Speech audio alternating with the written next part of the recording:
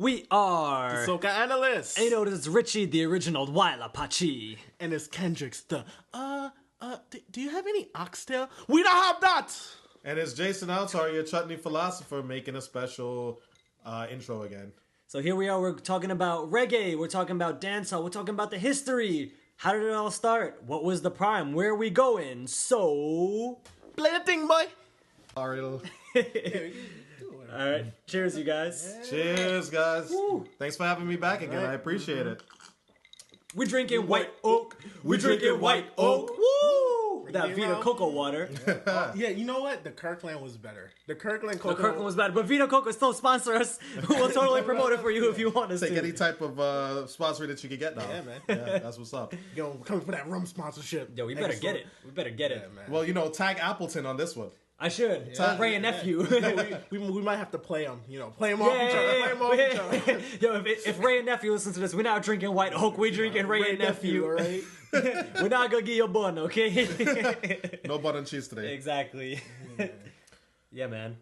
Let's get into it. So, guys, where do we start? It's reggae, man. It's reggae. It's dancehall. A lot of people, you know, I know, like, for example, I think reggae is an important genre, right? Especially in the Caribbean because Reggae was like put us on. Yeah, reggae is what put Caribbean people on the map, Reggae is right? why people think the Caribbeans, as they say, yeah, the is Caribbeans, Jamaica, and Bob Marley's our president, and that everyone has dreadlocks and that everyone smokes weed, and yeah, it's just one giant resort. Yeah, it's one giant resort where everybody just is so laxed and we just have nice beaches and it's who the IMF and the World Banks. Yes, Right. yes, Right. But there's much more to it than that. But what's special about What? reggae? And you know, yeah, how did that all start? So, I think it's important to kind of define reggae, right? And so when we say reggae, we think of like, dancehall, we think of like lovers rock, we think of like roots music, but reggae is like a classic. Smoking weed. Exactly. Yeah. Smoking weed. Right, Chad. But the thing about reggae is reggae talks about a very specific point in history, and that for me, the way that I define it is the classical period of popular Jamaican music. Okay. Yeah. And that was like during the time of Bob Marley, Dennis Brown. Yeah. You got like Lee Perry, Gregory Isaacs. Can't go wrong, Gregory Isaacs. So reggae and the theme of reggae and the music is just about surviving, about the ghetto, about life in by itself. Because before that, Jamaican music was something called ska and rocksteady. Yeah. And so that didn't really talk about the living conditions of people. Ska was mostly it was just all instrumental. And so So who would be considered like a ska artist? Like, a ska artist? It's not like Toots and what's it? No, well, Toots and the Maytals. I like Toots and the Maytals, man. Yeah. so Toots and the Maytals, they're considered like rock steady, a little bit of ska and reggae. Yeah. But a ska artist would be Prince Buster. Prince Buster was like the first popular Jamaican Bob Marley. He was Bob Marley before Bob Marley. Wow. So like what years were they? So ska started roughly 62. 62 Okay, was when Jamaica had its independence. Yeah. And so they had like I guess independence celebration. Yeah. And it was developed pretty much from mento. So mento is like a folk music that originated in Jamaica like in the, I guess, late 1890s, early 1900s. Yeah. It's going back. Yeah, it's going way wow, back. Going yeah. back to slaves. and Right, stuff. Yeah. right. And Yeah. so it's important to know that because like reggae talks about like the history of where Jamaican people came from. Right. Yeah. Yeah. And Which is why they was called like liberation music, you know what I mean? The rebel music. Yes. Yeah. Exactly. Yeah. Exactly. So- And so ska and mento, they didn't have those themes. Yeah. Again, Yeah. it was all Okay. instrumental. Yeah. And so like the famous band for ska is the Skatalites. And the Skatalites from 62 to 65, they created some of the best, in my opinion, instrumentals. And so they were like highly booked all over Jamaica at all the recording studios and things of that sort.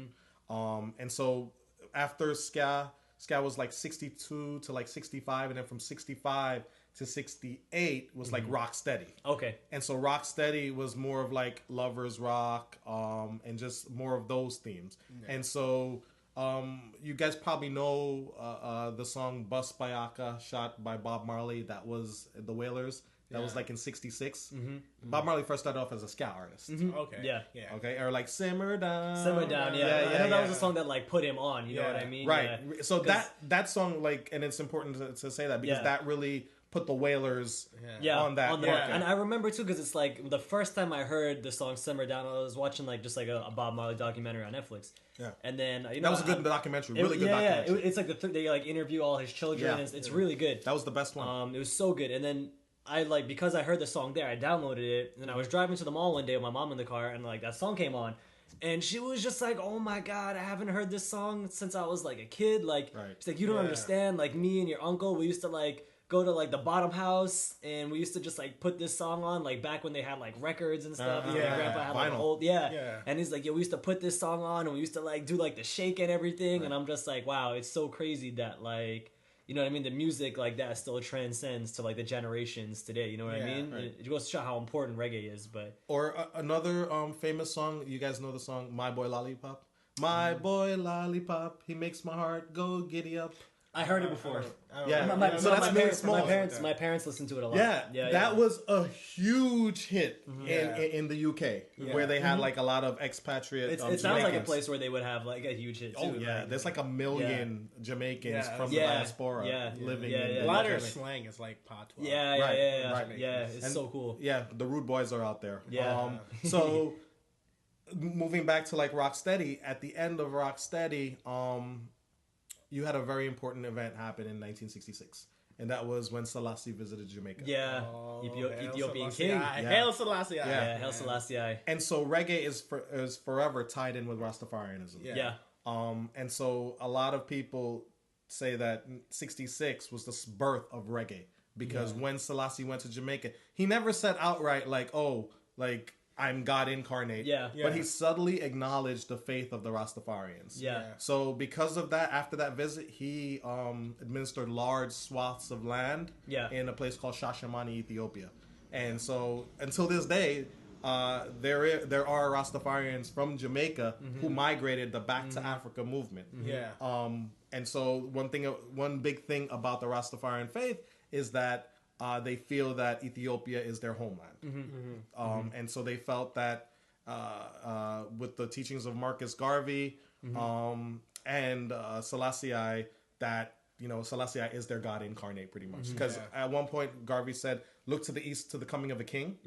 And they took that as a literal thing. And in 1920 or 22, Selassie got crowned. And so they took it as like, "Oh my God, Garvey is our prophet. He said it was real. We have a king. That's our king." And for throughout most of his life, Selassie was like, "Guys, I'm not really God." You know, like, because a lot of people look at him as like the reincarnation of Christ himself. You know what I mean? And there are stories too where it's like, you know, because Selassie, I mean, even as like a king, when, you know, during like colonial era, like in Africa and stuff like that, they did not get like taken by and part of that was that his one of his main strategies was that he would actually kill with kindness. So, for example, when they had like opposing like European forces coming at him, instead of like, you know, outright like just like killing them, he knew that like if he did that, it would just spur the soldiers on more to fight for their fallen comrades. So there's a story where he surrounded their whole base, and he caused a distraction battle to make all the soldiers leave. And then what he did was instead of destroying their base, he filled all their tents with gold. And then when the soldiers came back, they were just like so overwhelmed by his kindness that they actually went and they joined him. And they worked for him as mercenaries. I didn't even know that. It's in the book. It's in the 40. It's either in the 48 Laws of Power by John Green or his other book Mastery that I read it, and they have a good historical take on Haile Selassie. So I mean, couple all of that with Selassie and couple that with Marcus Garvey and the Back to Africa movement. It makes sense as to why a lot of Jamaicans chose to believe those, I guess, prophetic words. And even within the Rastafarian faith, there are different mansions. So you have like 12 tribes of Israel. You have which I think Bob was part of that one specifically. Is that 12 tribes? That's not like that's not the ones like, on the street, right? That's right.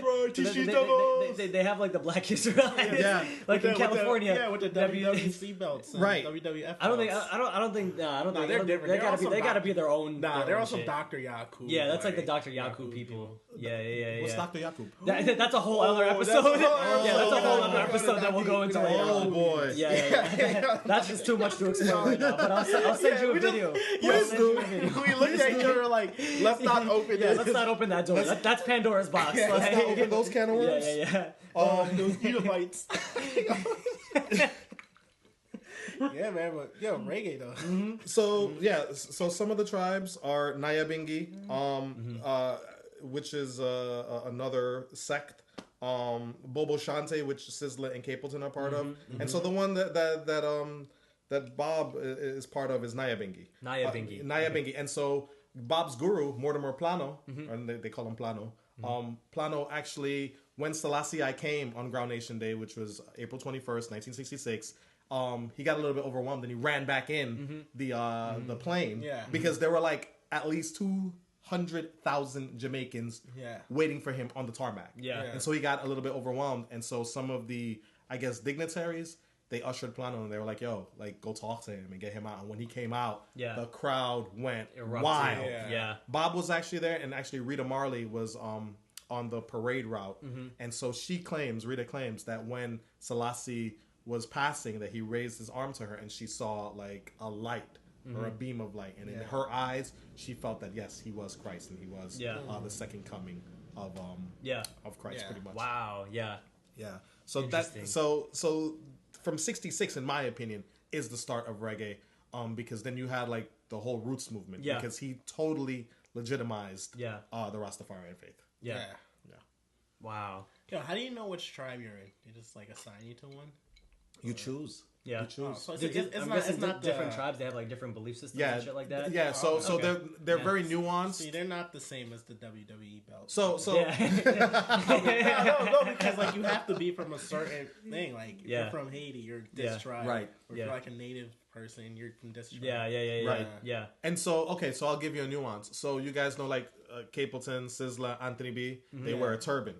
That's distinct to Bobo Shante. That's so true. That's distinct to Bobo Shante. Yeah. Nyabingi, on the other hand, you can wear your locks out. So that's why you see the Marleys, they wear their I always locks wonder out. why Sizzla did that too. Like, that makes so much sense now. Appropriating Punjabi.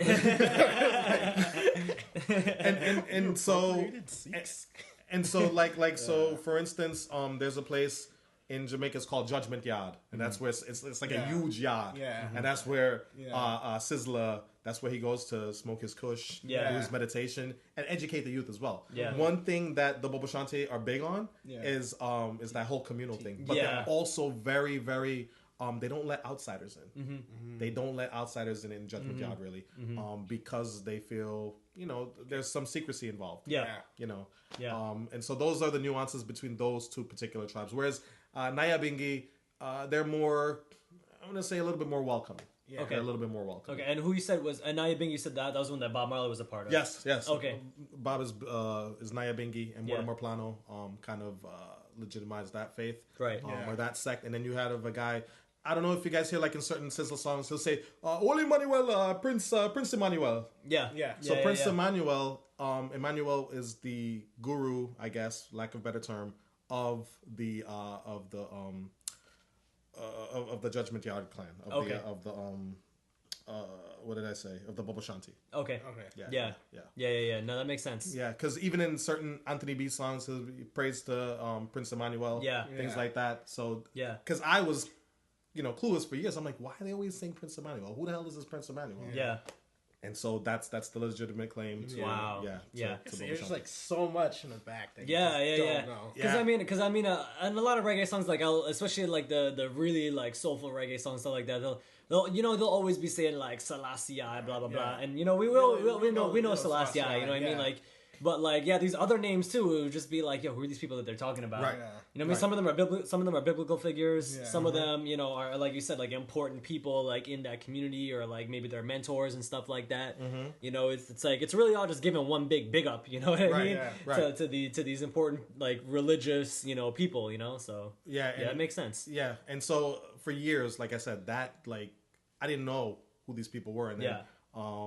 Can we say that is it plausible to say that like that whole thing is kind of like where we start to see like the whole like big up thing in reggae? Would you say that's one of the ways that it started was like, all right, I'm gonna pay homage to, you know, like Selassie, I'm gonna pay homage to this person, and then you have dancehall where you're like, yo, big up to this person, big up to this person, big up to this person. You know what I mean? I don't know if you can make a claim on that because that could also be like just a thing. Just a thing, yeah. So speak on it. So let's look at reggae and let's look at dancehall for a second. In reggae, so like what Bob sang or what Dennis Brown sang, they sang in like proper English. Yeah. Right? Like think about it. Not like not in patois. Not patois at all. Yeah. Not in That's patois. true. Right? Yeah. But after reggae, because reggae again, I define it from like 66 to like 80. In the 80s, we're talking about dancehall, right? And so, in the 80s, you had almost like a rejection of reggae, and they're like, "No, I'm Jamaican, so I'm gonna use my patois. Yeah, I'm gonna disregard like this colonial system of using like proper English. Yeah. And so again, remember last episode we were talking about language and how that plays a part into it. Yeah. And so capturing the youth of Inner Kingston, of Jamaica itself in these urbanized areas, they're going through a lot, and like they don't want to listen to a person who's using proper English because they can't connect. They can't connect. That goes back to a lot what you're saying with today, the perception of dancehall being like this like thing that's like ghetto and shit like that. You know what I mean? And I guess you like see now the like roots of that. You see the government like trying the government goes out of their way to like harass like these artists. Like they just said they don't want vibes to like make music in prison anymore. And like, oh, there's no jobs. It's Vibes Cartel's fault. Like, what does that have to do? You're right, but y'all blame Vibes Cartel. Yeah, no, that makes sense. I mean, and this goes back like, years and years because in the song Natural Mystic, Bob says Rasta don't work for no CIA. And on those records, actually, they actually blocked those lyrics blocked it out. And in certain countries, so like Bob has the song about Zimbabwe where he talks about Zimbabwe. Those records were discontinued in Zimbabwe. They weren't even shipped out there. That's insane, the level of censorship there, like... Right, and so we've always seen censorship in reggae, in popular Jamaican music. But I think the reason this is insane is because it's like, all right, like, here's, like, direct, like... But who did? Was that the government or was that marketing? Because they did that with that YG song, Fuck Donald Trump. He said something about El Chapo. I'm surprised El Chapo hasn't killed you. Something like that. Oh, yeah. And they blocked that out. Right. Yeah, but I think the reason this is so important is because it's like, yo, you have a country that's like come out of like colonialism, and then you have like artists saying like, yo, your government, like the sect of your government, the CIA is like coming in and fucking with our politics. Right. And then to just straight up not even ban it in Jamaica or in the US, but to ban it globally. That's like... I don't think it was banned globally. It was just banned in certain countries. But you said going all the way to Zimbabwe, though. You know That's what I mean. Yeah. Like, go do like you're gonna like, all right, cut this off on kind of like a global scale, going from country to country. You know what I mean? It's pretty crazy, and it's funny because like a lot of artists like Jock here, like early Jock here music, they in hindsight, when I'm thinking back on it, he says a lot of shit about the CIA too. You know what I mean? Yeah. They mess with everyone's country. I mean, and so specifically for Jamaica, so in the 70s, Jamaica saw the rise of CIA destabilizing their government. Because you had socialist factions within the government, and anything that's associated with socialism is automatically communism. This is the height of the Cold War. Yo, that's one thing, like, I know it's not reggae, but like, yo, why is it one thing about democracy is that, yo, if it's not democracy, we're not rocking with you. You're a problem. That's such a weird mentality. Same thing with capitalism. I don't think it's that. I think that if it's not democracy combined with capitalism, it's never true democracy that's accepted by America. My thing, well, like why do you have that mentality? You could still have socialism and have democracy. You know what I mean? Because like capitalism is not a political system. It's an economic system. But that's that's a trait of it. It's not part of it, but like. When people talk about it, like yo, if it's not democracy, it's bad. Like that's automatically.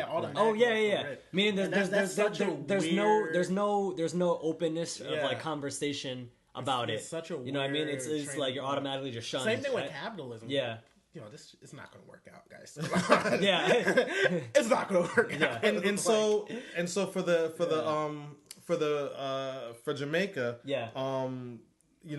socialism under the guise of Michael Manley, it didn't work. Okay. It didn't work, and so they saw fit to insert Edward Seaga. And so Edward Seaga... CIA plant? Yes. Yeah. Okay. So they destabilized the Manley government Yeah. to make sure that it failed. Yeah. Because Yeah. Manley was socialistic. That's a pattern. That's a pattern we see all over the Caribbean and in South America. The entire Haitian history. We never gonna. It's a pattern we see all over. Happening in Guyana too. You know what I mean. And that's why I didn't mind Putin. Putting in Trump. because okay, think about it. He was nice. Usually, we put in people who commit massacres. No, they commit massacres. Yeah, like Batista.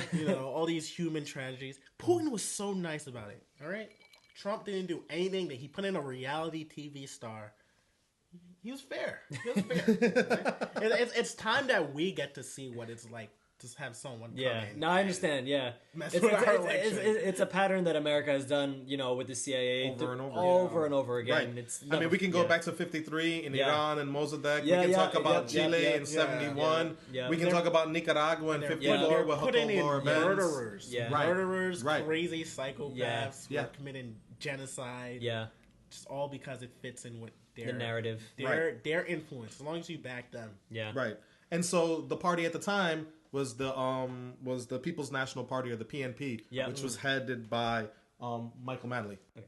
And so Michael Manley is important because he was the one his government was delegitimized and destabilized by the CIA. He won in 72 elections, and then he won re-election in 76. Mm-hmm. And then Siaga came to power in 80. That's when the CIA backed coup. But the years leading up to the election are very important because that's when we saw a rise in violence in Jamaica and the rise of the Dons and the gangs. Okay. And so they had these political henchmen on the ground who would do the work for them. Okay. And so that's why, hopefully in another episode, we can talk about, about the drug trade in Jamaica, the cocaine trade. But I just want to give that little brief background history as to why you have so many Dons today controlling certain parts of Jamaica. Yeah.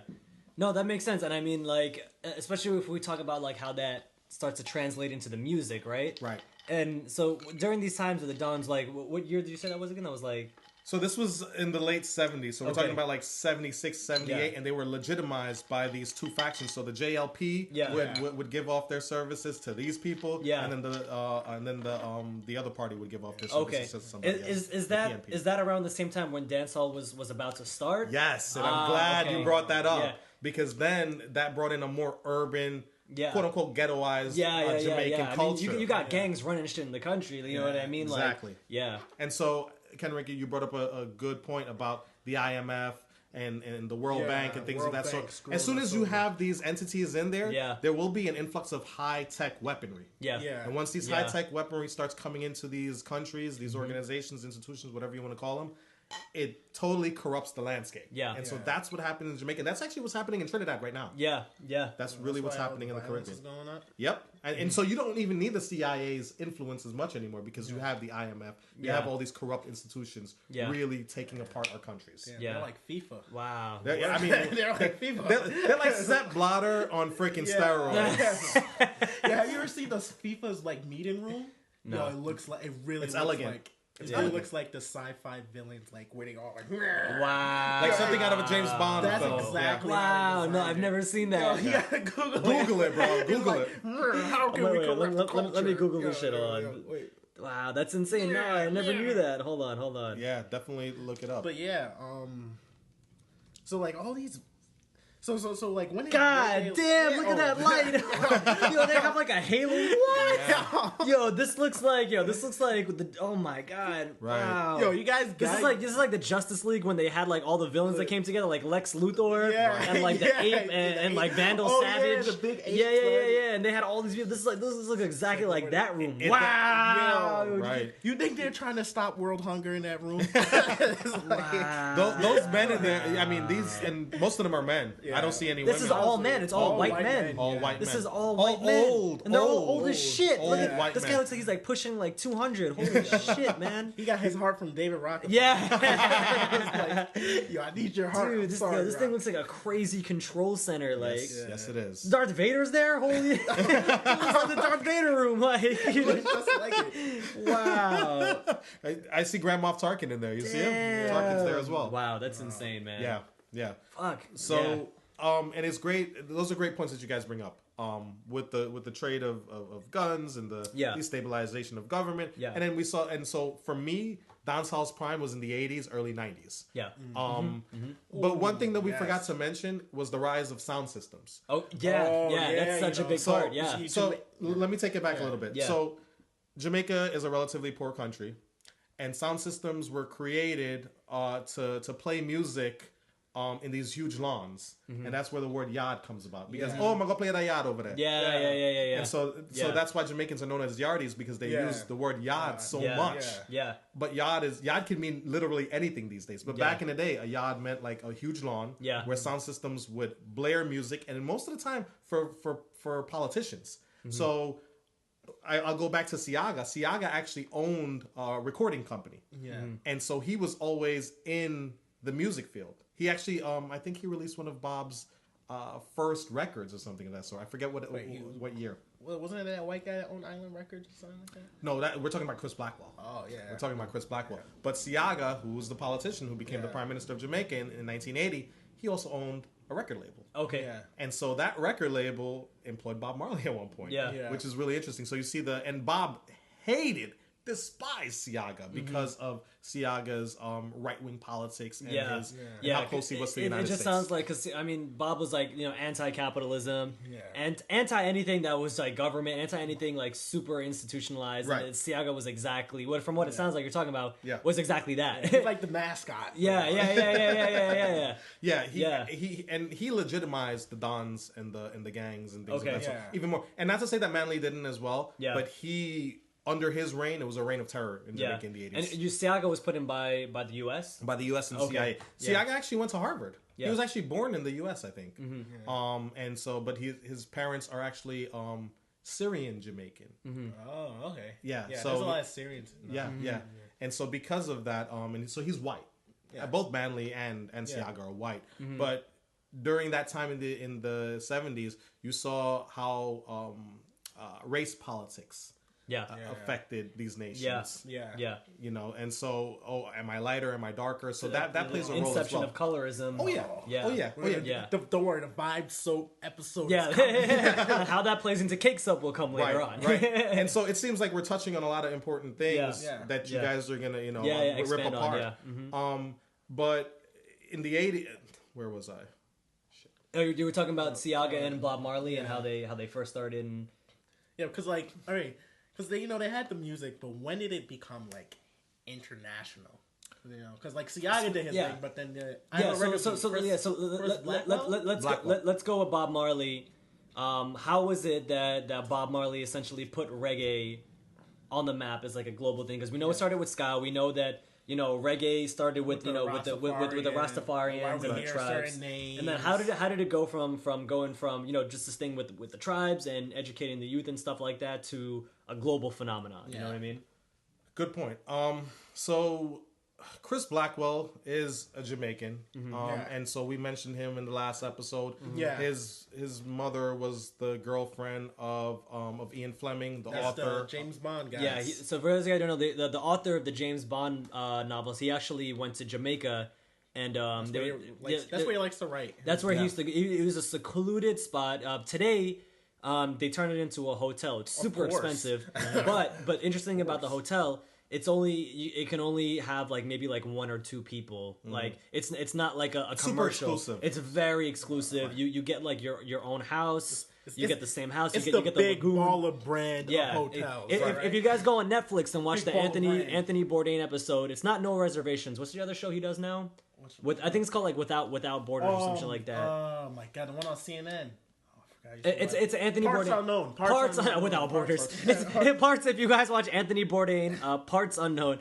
There's an episode where he actually goes and they talk about the history. White people, right? Yeah, that's the episode I sent you. I sent the episode because you have, and that's a whole other thing about tourism in Jamaica and how Caribbean, because some people are for it, some people are against it, and how it influences the locals. You know what I mean? Right. And wealth plays a lot into it. But yeah, watch that episode and you'll understand. The guy who wrote the James Bond books essentially went to Jamaica. Let's keep it on the music. Yeah. So Chris Blackwell, he comes from wealth. He's like an aristocratic man, pretty much. And so he's actually responsible not just in reggae music, but also in rock music. Like he helped fund Steve Winwood. He found Steve Winwood at the age of 16, and he pretty much, and Steve Winwood to this day, he's like a big artist in the rock world. But Bob needed capital, and he wanted a platform. And so I forget how exactly he meets Blackwell. But Blackwell says to him, I have $2,000, I have studio time, but you got to come to London. Okay. Yeah. You got to come to London, and we're going to record. Bob speaks to the Wailers, reluctantly, they say, okay, best decision they ever made. Yeah. Because of the infrastructure that Blackwell had, he connected Bob to all these people. And that's how the birth, pretty much, of Bob Marley and the Wailers began, was through Chris Blackwell. So would you say then, you had Bob Marley and the Wailers popular in Jamaica, and the second place that popped off and was in the UK? Yes. And what's really interesting about Bob Marley, like, in this day and age, everyone's like, oh, he is the king of reggae. But when he was alive, he wasn't as popular in Jamaica because he was disconnected. And he left Jamaica so many times because, attempts on his life, and he wanted creative. He was touring. He wanted his own creative control. One thing about Bob, he is super duper controlling. He wants things his way. And you can see in terms of like Peter Tosh leaving, we can see Bunny Wailer leaving. Even when they interview like his wife and his kids, like that's one thing that they always talk about too. He's a control freak. Like especially when it came to the music. Yes. Like when his kids started to make music, he was like, no, you're doing this wrong. Right. He was like, it's got to be like this. And he's super competitive. I remember, I think Ziggy Marley telling a story about he's like 7 years old and he's running on the beach with his father, and his father never let him win once. That's right. Never let him win once. And so you gotta block your shots, right? Dunk on the play school hoop. And one thing, Bob was a good football player. And he was super competitive with that too. And so we see this theme throughout his life, just him going hard, 110%. I think a lot of that too, because like in that same documentary, they talk about in his childhood how he was always trying to do 110% because he's half white, half black. Right. Yeah. You know what I mean? And they always considered him. They never considered him like like a fully Jamaican. They consider him what you call a brown in, right? That's like the term they would always call him, like Bob Marley in my brown in, right? You know what I mean? And they were like, and back then it was like all the girls were like, no, they want like tall, dark skinned Jamaican guy. Right. You know what I mean? So I could always see where they would always say since he was a kid, his mom would always be like, like back then even he would always just go extra hard. You know what I mean? So their version of tall, dark, and handsome isn't a white guy named Chad with with blonde hair and blue eyes. Nope. But they always used to say tall, dark, and handsome in the movies. It's true. I know. They always I say was that. actually having so confused. I thought they were talking about Wesley Snipes. Me and too. I see like a white guy walk in. I was like, I thought they'd be like, yo, James Earl Jones, tall, dark, and handsome. Yeah. And so with that, you had artists such as like Dennis Brown, Gregory Isaacs, Daddy U-Roy, I-Roy, and then you had like producers like King Tubby, King Tubby, Osborne Ruddock, Bad Man, just a bad man. In that genre, what King Tubby did, that's a separate genre called dub music. And so dub music eventually spurred on rhythms. We can get into dub, but dub is going to be like, that's like a whole other episode. Just because of the complexity and the depth of it. But then you also had guys like Lee Perry, Augustus Pablo. And so at one point, these engineers and these technicians, these producers, sometimes they were more well known than certain artists. They're like, oh, you do that thing, a Black Arc, right? Oh, you the artist to do that? And people would be like, wow, like these they know. And so people knew that certain studios would churn out really, really great music. But the thing about rhythms, I don't know, like, well, we'll probably talk about this a little bit later, but there's the 90s, like late 80s, 90s rhythms. It's insane. For me, like, I'm not into like, oh, this period of music is better than the other because you probably weren't in it. The whole back in my day thing. But I'm sorry, for dancehall 90s. That's the only genre where I'll say like, yo, these rhythms are timeless. Because like you can play it now and it goes. Like Dem Does Horn. Dem Does Horn. I forgot the name of the room, but it's on.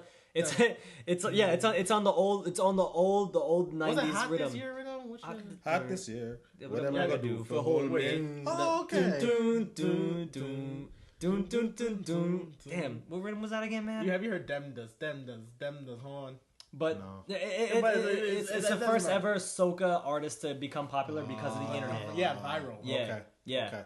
The point is like it came from like a '90s rhythm. You know what I mean? But when that rhythm comes on, you like Right. Everyone is yo whining and grinding, and like and every artist that goes on it, just like you can't make a bad like. And I think song on it. I think one of the things about '90s rhythm too, because there's a documentary on YouTube that talks about dance hall and why dance hall is why do people like dance hall? I should say is what it's about. Right. And one thing that this she's a Jamaican scholar that she said. It was actually really funny because she starts off super professional. She's like, yeah, no, dance hall is a form of artistry made by like, the kind of like the poorer Jamaican people and, in the ghettos and stuff like that. And then she goes, she goes, and she switched to super pato and she goes, man, I reggae, man, I listen to that thing, I think it put me asleep, but when you hear that dance, I get that nice dug in it. Right. You get that dug and that dug to just make it get wine and thing. Yeah.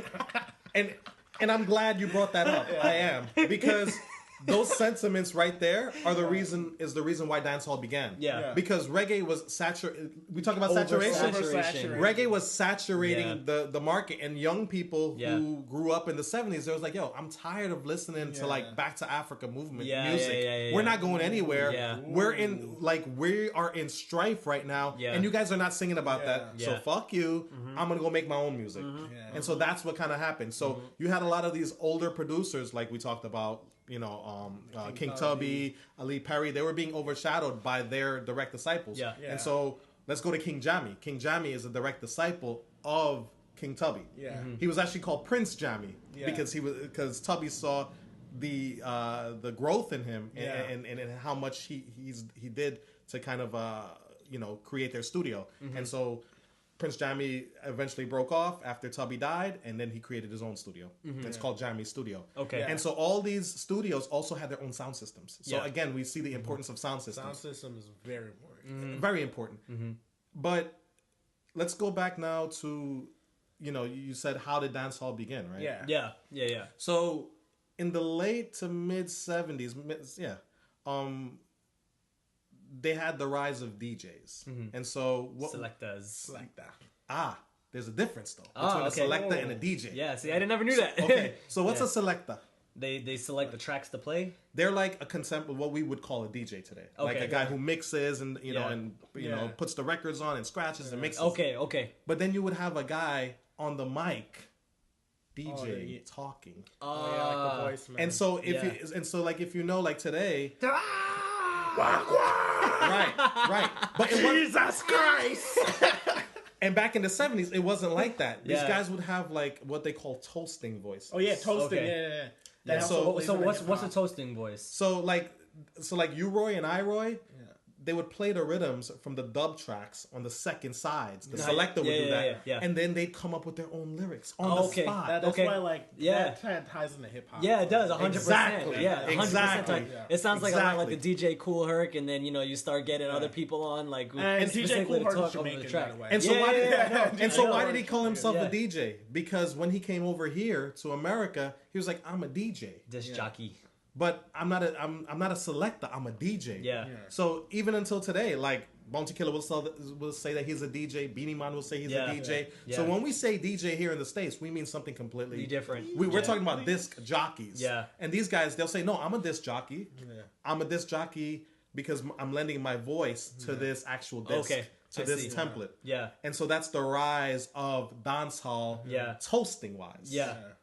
Another thing as to the reason why like a lot of these why rhythms became popular is because like in the 70s you would have session musicians or in-house musicians. And so one of them was known as the Upsetters with Lee Perry and Black Ark Studio. Yeah. But it cost a lot to pay these guys to create these rhythms.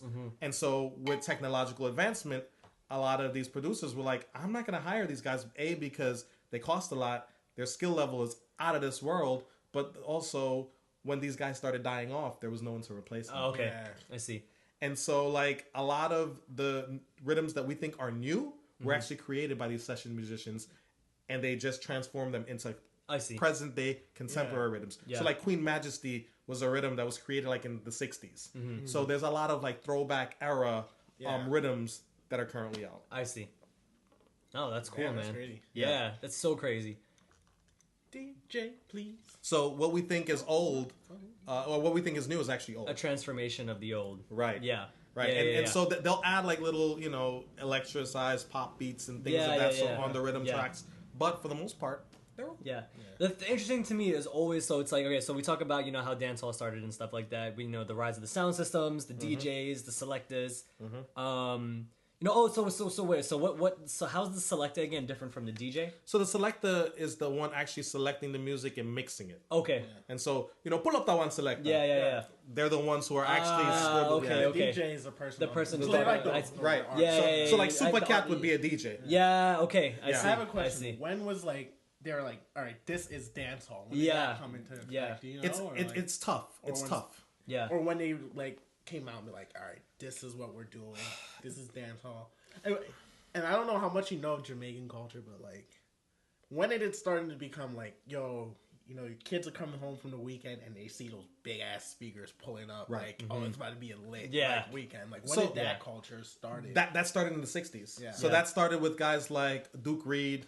And so Duke Reed, he would battle with other sound systems, in these huge lawns in the 60s. But he would make often trips to New York and Boston to get records. Yeah. And so they would get old R&B records that were really obscure, and they would try to outplay each other. And so the most obscure record. It sounds just exactly like yeah. And so Duke Reed was known for getting the most obscure record and then playing it, and people were big tune, we never hear that tune ever again. And so these really obscure R&B artists gained a lot of fame in Jamaica when they shouldn't have. Yeah. And so it's interesting because until this day in sound systems, it's evolved a lot more because now you have dub plates, and dub plates have changed the entire scope of the game because now I can have Bounty Killer bigging up my sound system on a dub plate. So they used that same format back then, but just getting these obscure records because back in the 60s, Jamaica really didn't have artists. They didn't have a thriving industry that they do now. Yeah. And so from the 60s, Duke Reed, Treasure Isle Records, he was one of the first ones to start pioneering true, authentic Jamaican artists. Yeah. So there's a lot of analogies here between hip hop and reggae, and it sounds very, very similar. It's super similar, right? Yeah. And so then when people say reggae is the little brother, or dancehall is the little brother of hip hop, I'm like, no. I never heard anyone said that. People have said that, and I'm like, nah, stupid. it's two different parallel universes, my people. Yeah. That's crazy. That's like when they were inventing the radio and two different people made it at the same time. At the same time, yeah. No, right. it was apparently the same thing with the Rubik's Cube too. Two people made it the exact same time just by coincidence. Yeah. Right. You know what I mean? History is parallel and they intersect. Jamaicans were a part of both because DJ Kool Herc is Jamaican. Jamaican, yeah. Right. Yeah, no, it's so crazy to look at it like that. It's based in more funk and everything. But all right, so dancehall is coming. So when did it really go into full effect, take this wave? Yeah. So when would you say it was the late 80s, early 90s, where it was dancehall, or was it before that? After the death of Marley. Okay. Yeah. Because when Marley died in 81, 82, it was the end of an era. Yeah. And reggae was losing traction. Yeah. Especially with inner city youth because the population explosion in Kingston alone, and then with that coupled with just the violence, and then not having access to resources, the marginalization. Yeah. A lot of these younger folk like Supercat, for instance, or even a Bounty Killer or a Beanie Man, they were raised in this. This is just like hip hop because you think of the Bronx, what's his face building that highway, Robert Moses, Robert Moses, burning down buildings, you had the Koch era with the buildings burning and shit. One of the most that. Monumental, I don't know, it was in 1977. One of the biggest events in hip hop was the New York City blackout in '78. Everybody started stealing. The huge riot. And that was the Summer of Sam. So all these events, it seems like culture is really rooted in poverty. Yes. It really is rooted in poverty. Even while we're doing this whole discussion on reggae, it's come from the poor. People didn't eat lobsters. Poor people ate lobsters. Now lobsters are expensive. Yeah. And So it's like- so for me, and you know, after '82, Bob Marley dies, and then dancehall is the big thing. But in 1979, there was this guy by the name of Henry Junjun Olas, and he created a studio called Volcano, and he signed a guy by the name of Barrington Levy. Barrington Levy. And Get it real. right. And so Barrington, right.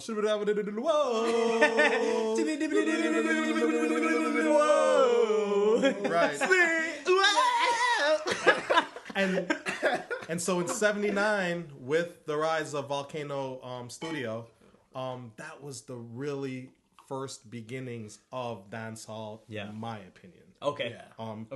People are gonna debate that. We can go back and forth. Debatable. Yeah, It's yeah. Everything's debatable. open. You know? Yeah. But '79 is the inception. Yeah. And so from that, you had guys like General Echo, General Trees, Nicodemus. Nicodemus. Nicodemus. Nicodemus is one of the wickedest DJs I've ever heard of in my life. Yeah. And you know, the sad part about it is like a lot of these DJs, they went to the lawns, the yards, to battle against other DJs on different sound systems. Okay. So you would have like Kilimanjaro versus Papa Sturgov. And so, you know, the lyrics that would come out of these guys, they were just freestyling. And a lot of them didn't record these songs because they were like, oh, well, I'm making my money just going to you know, to the yards and battling. Yeah. And so a lot of these records or a lot of these tunes, like if you didn't grow up during that time, you're not going to know them because they're not recorded. Yeah. You just have to be there. You gotta be there. You just have to be there. What's that song that came out like a year? That TikTok? Because what's his name? Stiffy. By Salty? No, Salty. Yeah, Salty. Yeah. Because he's like, I mean, there's not a lot of mic mans now, but he's like, a lot of his songs are like, you know, just like the same style. Yeah, Like, you're and right. that song, He was right. just freestyling. Yeah. No one cut it. Yeah. Right. And now it's like, Now it's a big thing. Right. But like, it was kind of like a modern obsession of like Exactly. what was going on. Yeah. No, that makes sense. That makes a lot of sense. There's not a lot And of mic guys like that even when now. you hear like Yeah, Salty Salty. too, like it's one guy with a mic over a beat. But You know the what I way mean? he goes. The way he goes, no, 100%. Yeah. And so that maybe is a throwback to the beginning of rap and that song has a reggae. very 90s dancehall kind of feel to it. And it has too. like that energy that It has that same there's energy. a certain Yeah. energy that yeah. comes with That's that. another thing too. I realized with like 90s dancehall, especially when you have you know, like late 80s and early 90s, you had like Super Cat with like Ghetto Red Hot, you know what I mean? And you had Buju with his first album, like his debut, Stamina Daddy and stuff like that. Like, yeah, which was like one of the meanest like dancehall albums ever. Oh, they were flowing. Oh my god, that's the thing that I realized. It's like, yo, these albums. The one thing I really appreciate about all of them is that they're minimal. It's like the artist over like a simple but super vibesy beat. But you know it what I feels mean? like they work in part because like now, like I don't know. For me personally, like some of the music now, a lot of the artist quality kind of goes down a bit, and the production, there's more. It's much more complex. Saturated beats, right? Whereas the '90s dancehall didn't have that. Like it was, you know what I mean? You had to be able to. And so let's look at technology. Technology has played a part into it. Yeah. But you had producers like Tony Kelly, Donovan Germain for Penthouse Records. These Stamina Daddy that was produced by Penthouse Records. Yeah. Okay. But then you also had guys like Bugsy Ranks, Terra Fabulous, Mod Cobra. Yeah. You know, you had like some really gifted artists that could write a rhythm. Yeah. But these rhythms were created with thought into it. So like everybody knows Joyride. Yeah, of course. Tony C.D. Kelly created Joyride. All Top you guys 5 cleaned your best house rhythms. to Joyride. Exactly. Right? It's a cleaner rhythm. Right. Or Bookshelf. Bookshelf rhythm was Bookshelf. another. These are classic rhythms, but Yeah. they were created with the Punani intent. rhythm, everything, man. Punani rhythm was actually 1986. And so the 80s, again, going back to it, through you know, studio time, King Jami was the first one to create like an electricized rhythm. King and that was Jami. Okay. King Was Jami. that when the culture of rhythms really became more prominent? 1985 with the 1985. Slang Tang rhythm. Yeah. Sling ting. Way in my I'm brain, not insane. no cocaine. I don't wanna go insane. So that rhythm right there, I think Wayne Smith was the You singer. see that timelessness that Yeah. like we all just went into that. There was something. Woo! There was something special about that. Like that time, they even play that. Like I think in for Brooklyn people Nets. too, like especially like, you know, if you're like you know, if you're the age of like, you know, like 18 to like 25 right now, because like the closest that we get to it as like people in our generation is like, for me, the thing that put me onto like 90s dancehall was that I noticed that at every single party from the time when I was like 5 to today, every single Caribbean party I go to, they always end the party with like the 90s dancehall. Right. Like when everyone's feeling nice and drunk and you get like some real Always. rub-a-dub and it's like, you know what I mean? And I'm like, for me, I was like, yo, okay, if I'm hearing the same rhythms and the same songs, which is, you could arguably say the end of the party is one of the most pivotal points of the party. And you're ending on that, there's got to be something special about that. Something very timeless, you know what I mean? I keep forgetting that you guys are younger. But for me, like, I don't know. I've just always, Yeah. like, I've always heard it as a kid, but I'm heard- just, you know what I mean? So just imagine how I felt like in the early 90s growing up listening to these songs. For the first time. Yeah. And I'm just like, oh my God, this is amazing. Like Shaba? Yeah. You know, like coming out with X-rated. Yeah. Like, I mean, like, X-rated. come Well, on, like, for man. me, like, Yeah. even though, like, me, mostly, like, you know, I can't tell you when I first started listening to music. That's why I'm, like, such a big music nerd. Right. Like, but, like, even though I was fully in, like, just hip-hop, like, yo, I love hip-hop, blah, blah, blah.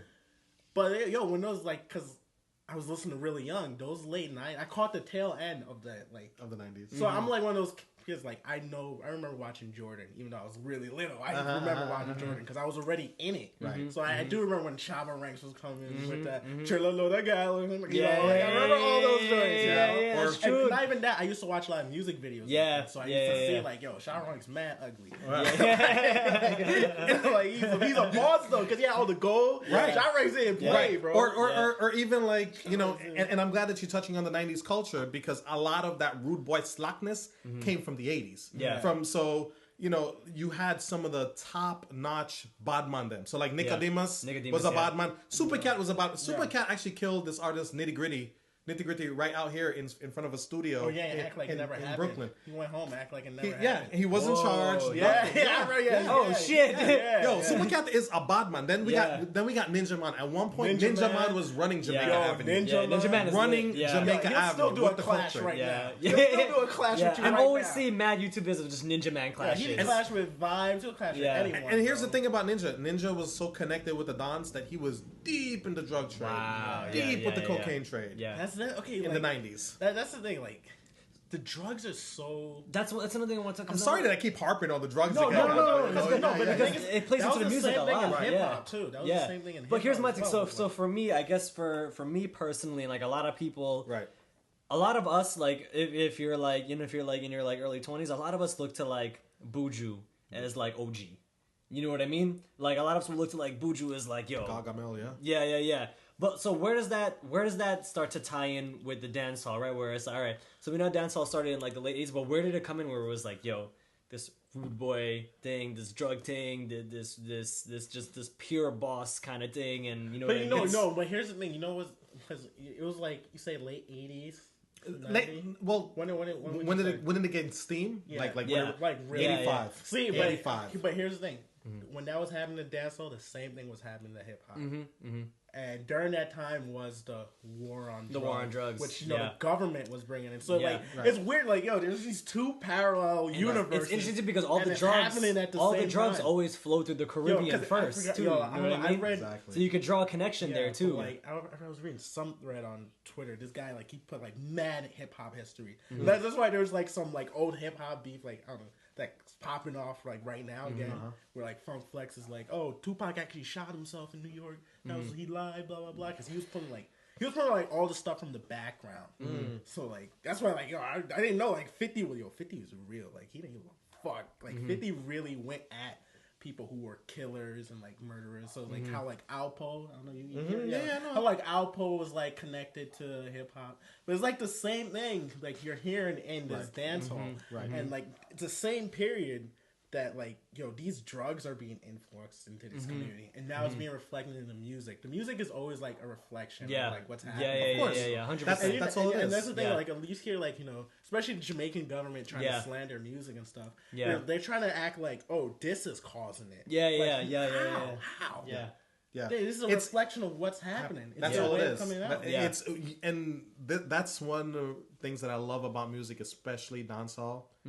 or early dancehall. If we're talking about the Poor People's Governor, which he is no longer the Poor People's Governor, Bounty Killer. You know, what is he now? What does he stage himself as? Like the Bounty? I don't know. I haven't listened to Bounty in a while, man. Yeah, exactly. Yeah. You know, like when I was growing up, Bounty was the Poor People's Governor, and he went hard. Like that song, Look into my eyes, tell me what you see, can you feel my pain? I'm at your enemy. That song was banned in Jamaica.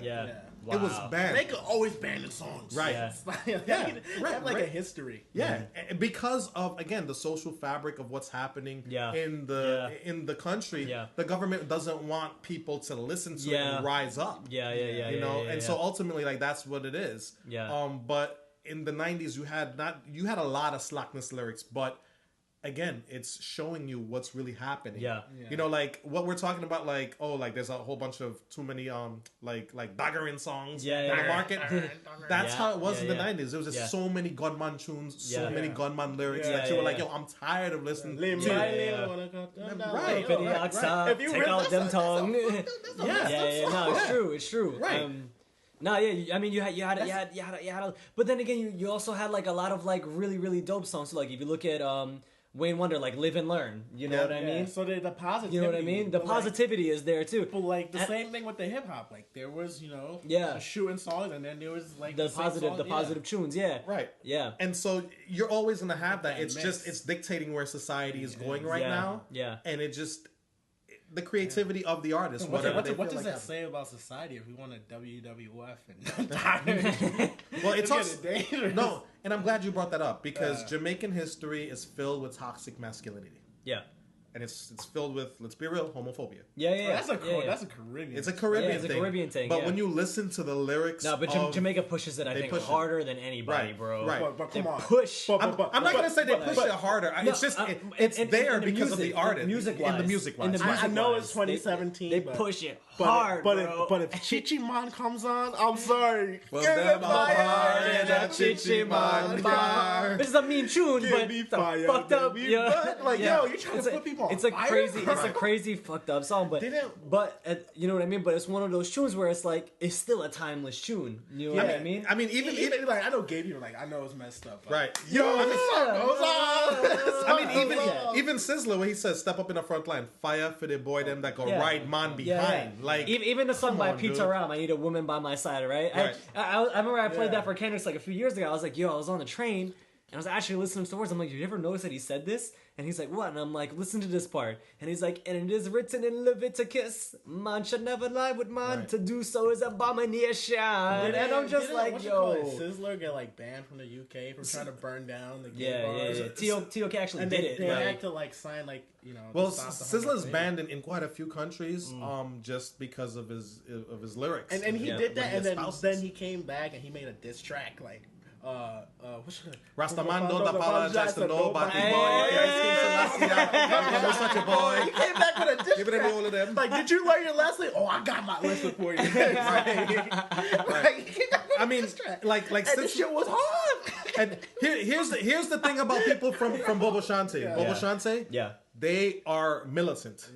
They're militant. So that particular sect of Rastafarianism, they don't back down. They're very borderline. It's a black and white world for them. And once you cross that line, that's it. So Sizzler, you know, he didn't care about that. He was just like, yo, like I'm going to Judgment Yard and I'm gonna do my thing with my youths. This is my belief, and I'm riding for it. And I ain't gonna lie, I was blasting that song. I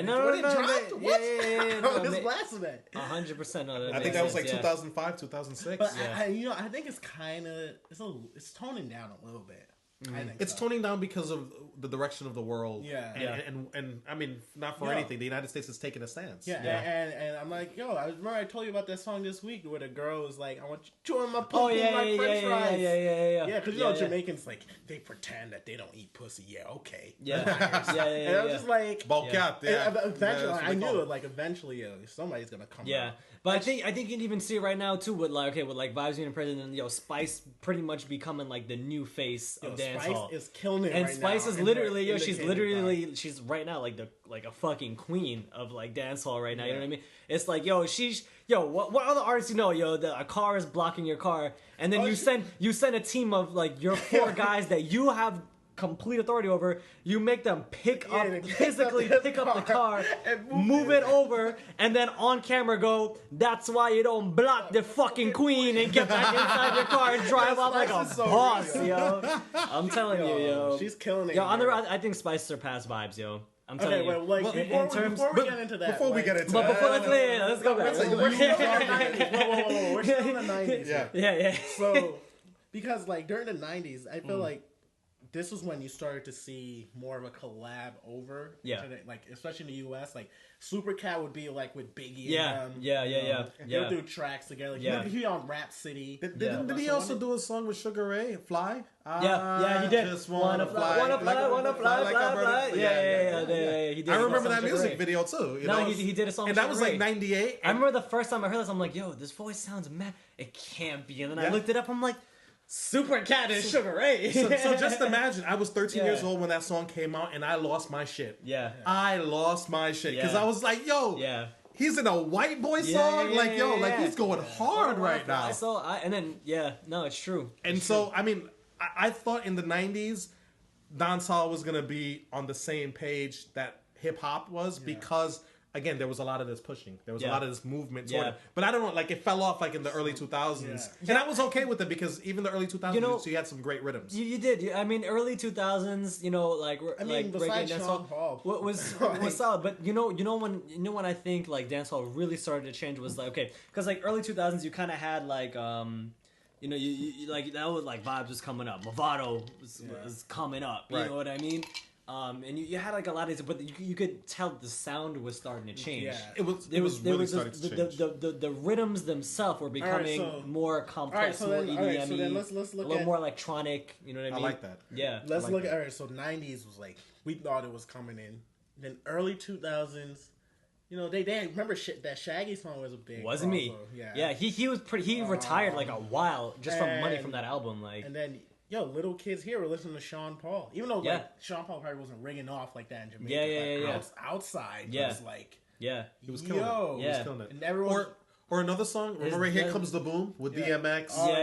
Vegas. Yeah, Mr. Vegas. Yeah, a lot of people always leave out Vegas. But so you had like, and even Heads High. How can we sit here and not talk about Heads High? Oh, that's true. Right. That's so true. Right. Yeah. And then you had the Diwali rhythm. Yep. Diwali rhythm. Oh my. Yo, that and was so for insane. me, you said the complexity. So Lenky, who was also the producer, Stephen Lenky Martin. Just the amount of thought that went into that rhythm and the complexies and some EDM-ish and some hip hop beat. I mean, even Lumi D ripped it off. Remember that Lumi D? Then you even had LL Cool J coming in with Wayne Wonder. You know what I mean? Right. No Letting Go remix, like classic. Right. Classic, and then like that sound was starting to come in. Hard. Yeah. And then you could see a lot of you can see a lot of stuff like because like Sean Paul's like Dutty Rock album. You know what I mean? A lot of the beats were kind of reminiscent of like that Diwali rhythm. You know what I mean? You start to get similar melodies and stuff like that. You know what I mean? When did they start like? Because when you brought up that Sean Paul album, the first thing was Dutty Rock. The song with Mr. Vegas Tiger Boom. Same. That was the intercourse rhythm. When did they started like taking like certain like flows from like because that's from another type of song. I forgot where they got that the melody of the song. It was like from international. Like, when did that start like happening, like meshing? So I can successively say that happens in all genres of music. But like, I don't know. For some reason, it's so blatant when Caribbean people do it. Yeah, well, I think a lot more scrutiny is put on it. A lot more scrutiny. Because I mean, like when rock artists, like Led Zeppelin. They ripped off every single blues musician that ever lived from the Delta Bayou. Like, they ripped everybody off. And nothing ever gets said because of look at who they are. Album sales. That's another thing that we got to touch on. So, like, in popular Jamaican music, album sales is not a big thing. Because the producers control the influx of money. And then if you sell, like, 1,000 records, that's considered to be a lot back in the day. Even until now, the industry is still never really big. Right. It's not a big thing. Still not is. Now look at all the industry. It's going that way now. With the internet, album sales doesn't matter. Right. So back in the 70s, you didn't have album sales, but you also had these sound systems that were blaring out the music. Because again, to buy a record and have a record player and then a speaker, like for poor people in the hood, you can't afford that. That's a lot. It was like go to the event and see the artists. I have a question. Did radio play a role like in Jamaica? I mean, JBC, Jamaica Broadcast Corporation. Were they like more fighting or more pro? Or that's a good question, but I'm gonna say yes because of the fact that you guys know David Rodigan, right? David Rodigan. No. So who's David Rodigan? David Rodigan is a sound system owner, and he knows the history of Jamaican music like I know, like the back of my hand. Yeah. And so, Father Rodigan has been going to Jamaica since like 1960 something, and he fell in love with the music. And he, until this day, he is one of the best known selectors, the best known DJs, whatever you want to call him. He has his own system. Yeah. It's called David Rodigan System. But he's this old white guy from the UK with a British accent, and he fucking kills it. But at one point, you had a guy named Barry G. Barry G was like JBC's most renowned DJ. And so from the UK, Rodigan was battling Barry G over the radios. Yeah. And this was in 84. Yeah. This was in 1984. Yeah, that's like that's kind of like when they had a couple months ago when they had Just Blaze and Swiss Beats. Oh, like I forgot about Just Blaze. Yeah. But like they want to do something like, yo, this is for the culture. We're not going to pay for it. We're just gonna put it on Instagram. And so for me, like, and it's great that you bring up culture because for me, like, I'm a sound system head. I love sound systems. I listen to old cassettes from the 80s, from the 90s. Because I grew up on it. That was my thing. Yeah. So, like, Kilimanjaro is my favorite sound system in the world. Like, no one can say anything otherwise. Under the days of Ricky Trooper, Ricky Trooper and Jaro, they made so many sounds, like, quit out of the game because of how bad they killed them. Yeah. Like, they had, like, Super Cat come in. Like, at one point, Super Cat was on Stereo Mars system, and then he crossed over, and he was like, I'm not... During the same competition, he came over and he started voicing for Jaro on the mic. Yeah. That's how bad Jaro is. Yeah. Jaro, and so there was a sound system clash, I think in '87. Yeah. And it was Jaro versus Silverhawk. That fateful day, Silverhawk they dropped from the scene. They never came back. Yeah. And so that was the day that Silverhawk popped the up. The way you're talking about is like when Biggie just used to kill people in the street. Yeah, that's so like, insane. For no reason. Like you saw that. I don't know. Well, there's that one footage where he's like 17, yes, and the guy just walked away. He just walked away. Right. Like he didn't even respond to anything. He just had to. Like, but Kendrick, think of how gangster that is, right? Yeah. Like, you invited me to come sing on your sound system. Yeah. But then, like, halfway through the battle, I was like, I ain't fucking with you. That's gangster, but you gotta think about how long... That's gangster. How long was he contemplating just looking over? Just like... He's like, I gotta stay. It's gonna be wrong, but he's just like, I can't do it. I can't do it. Like, that's some gangster shit. That's grimy. Yeah. That's like, words, like, when I hear Super that. Cat, too. That's like someone who has, like, integrity. It's Yeah. 100%. Yeah. But it was just like, until this day, like, when I listen to that, it gives me chills. I'm like, yo, I can't, because you can hear the people in the background. Obviously, there's no video of this, but you can hear the people just like bucking shots. And just it's amazing. It's amazing. It really, really is. But so crazy. Sound systems, even until this day, for me, they're like the root of Jamaican culture. That's the culture. That's the culture. Do you think that culture's kind of been lost to a degree, or so because of the rise of the internet and because of the rise of access to artists, dub plates have become so easy to get, and because of the watered down rhythms and just the overflow in the market, there's no benchmark. Yeah, like Blaxxie, no benchmark. Exactly. And so because of that, like, the sound system and the sound clashing culture has died out a little bit. And so Irish and Chin, they tried in the 2000s to like really promote clashing and sound system, but then it got really monotonous because you had the same 7 to 10 sound systems at these clashes over and over and over and over again. Yeah. And I mean, like the depth of clashing sound systems, there are a few, but how good can they compete? Yeah. You know, because a sound system battle, it goes on for like 4, 5, 6 hours. You gotta be able to entertain people. Yeah. And so, like, I've been to them where, like, halfway, I'm contemplating, should I walk out or should I stay? Yeah. You know, but I'm like, I put $50 in here. Let me see what I can get. Yeah. 100%. And so it's a sad state of affairs. All right. So then, let's look at the news. So we got up to we got to early 2000s. Early 2000s. Yeah. So Sean Paul, like some people hate, like some Jamaicans hated Sean Paul. Yeah, sure. Because like people were like, oh, he's the president of Jamaica. So it's like because he doesn't really represent like hardcore dancehall raga music. I understand. You know, in a way, he's mainstream.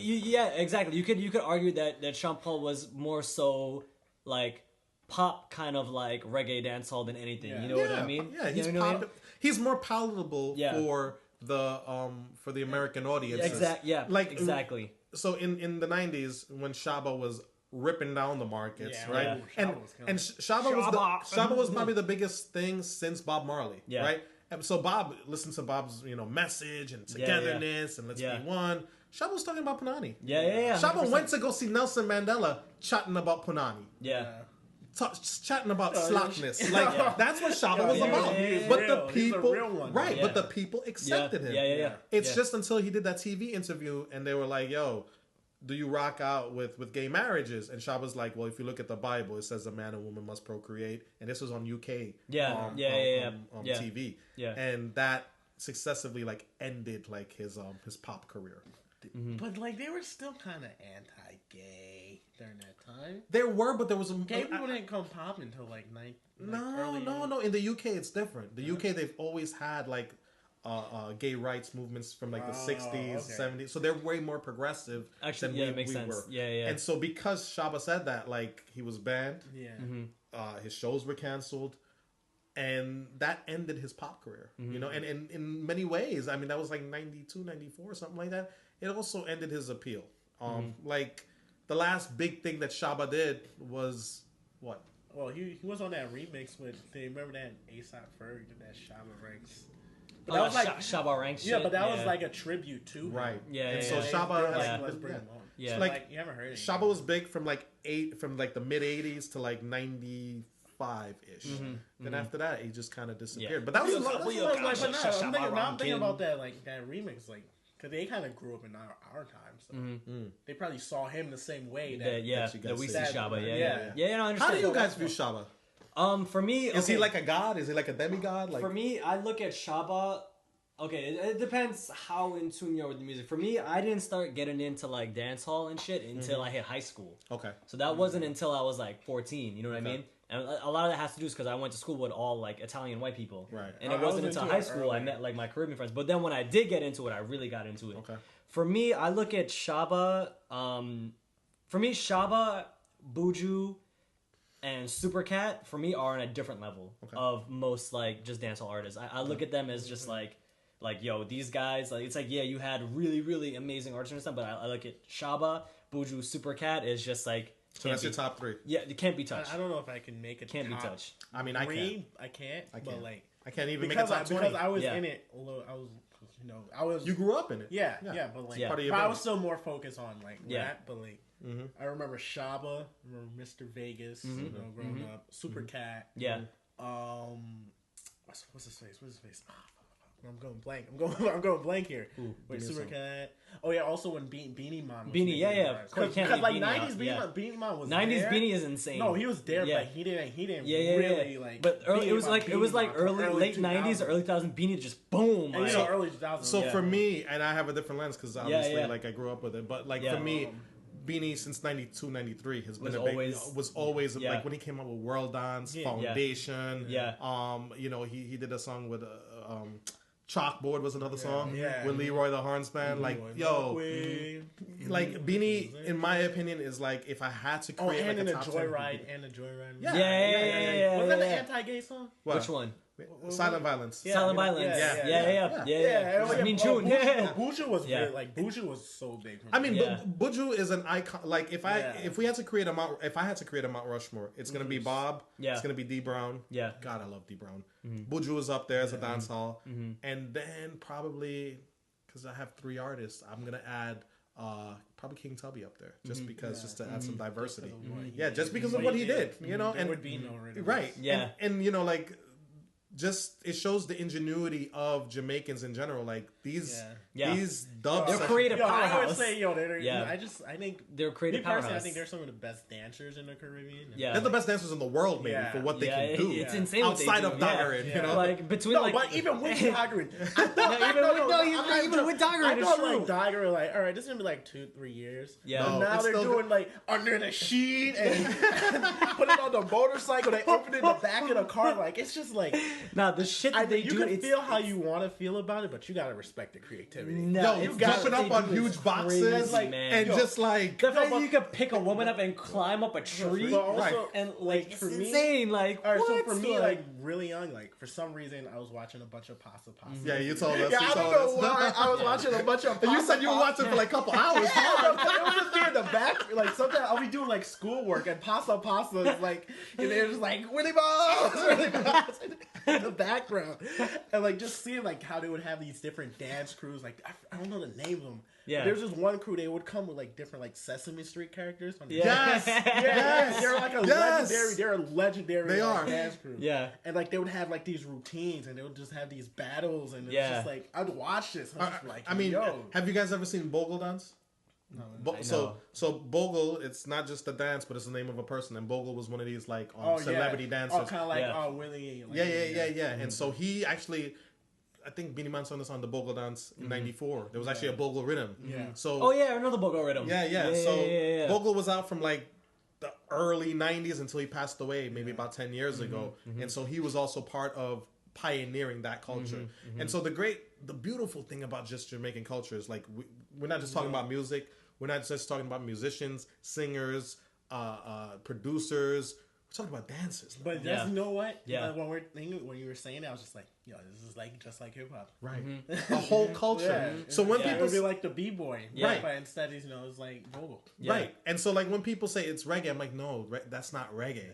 It's dancehall. It's dancehall culture. It's dancehall. Yeah. You know. And so I've been trying to teach people like, don't say reggae. Reggae's like it doesn't really exist anymore. Yeah. It's its own. Oh, but I feel like it's coming back. It is. I mean, like you have Taurus Riley and these conscious artists and Queen Ifrica, and I feel like there's a promising young.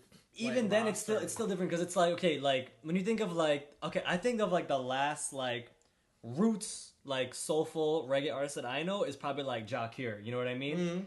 And then when I think of like the new artists, like Chronix does it, but Chronix's reggae is still different. You know what I mean? It's a modern twist on it. Right. It's still. I mean, music has to innovate. I still. It's not bad. It's not like it's better. But I'm saying that it's Protege. It's different. Protege is definitely different. No, 100%. That's more dancehall. No, Protege is 100% like a hip hop flow. Yeah. Unless you're like hardcore, like. Talking about like consciousness and the Rastafarian faith and the movement and just togetherness. And that's what I'm saying. Jakir was like the last, like what I remember, modern artist. They'll have those messages doing a lot of that. But listen to like even the rhythms. A lot of the rhythms are dancehall infused rhythms, and so they're not reggae rhythms. They're dancehall rhythms. Yeah. So for me, it's just like it's in a state of stagnation right now in terms of. I feel like it has like a future though. It does. It does. I feel like because like with these new batch of artists, like because like during the early so we did early 2000s like Sean Paul blah blah blah. Who's still relevant? Actually, he. I mean, since 1998, Sean Paul. It's almost 20 years that Sean Paul has been relevant in the mainstream. He's relevant in pop now. Now it's more so pop than anything. It's pronounced. It's very pronounced. Before we even get into that, let's just follow all the way through. But just quickly, does Sean Paul do rhythms? No. Is he featured on rhythms anymore? No. Sean Paul does all pop. He used to. He stopped doing rhythms a while ago, bro. Wow. I'd say the last like Sean like was the beginning, like Infiltrate. The beginning. No. Infiltrate was 98. I would say the last thing where it was like Caribbean people were like, I'm a bump Sean Paul. Was that song like "We Be Burning," and even then that was the beginning of the pop Sean Paul, because I remember even white people in Howard Beach blasting "We Be Burning." I don't know what he says, but we and then after that you had his other songs where Temperature, that was the end. That was the end of. That was like around like 06, I want to say, because it was like when I was like in maybe like 7th grade or so. Yeah, I'd say. But that was when I remember as like a Caribbean person being surrounded by white people, where like white people listen to this more than Caribbean people. Yeah. And Like, after that, I liked them, but I was after like, that I it was wasn't done. bumping them After like that, it was done. He started in high liked school. them, but He I got the wasn't bumping mohawk. them. He started doing songs with like Pitbull and shit. Yeah. And I don't know. He did a song with, like Kesha or some shit. And then like after that, it's like I was definitely not. that was it. That was done. Yeah. It was done. It's good for him. Right. But if you want to associate him with dancehall, you can't anymore. Yeah. So You know what I mean? I mean, for me, like, again, 20 years. So I've known Sean Paul for like over 20 years. So like that late 90s, early 2000s, like when I was going to like Club Tobago, you know, back in the day. Back in the day when it was still Club Tobago.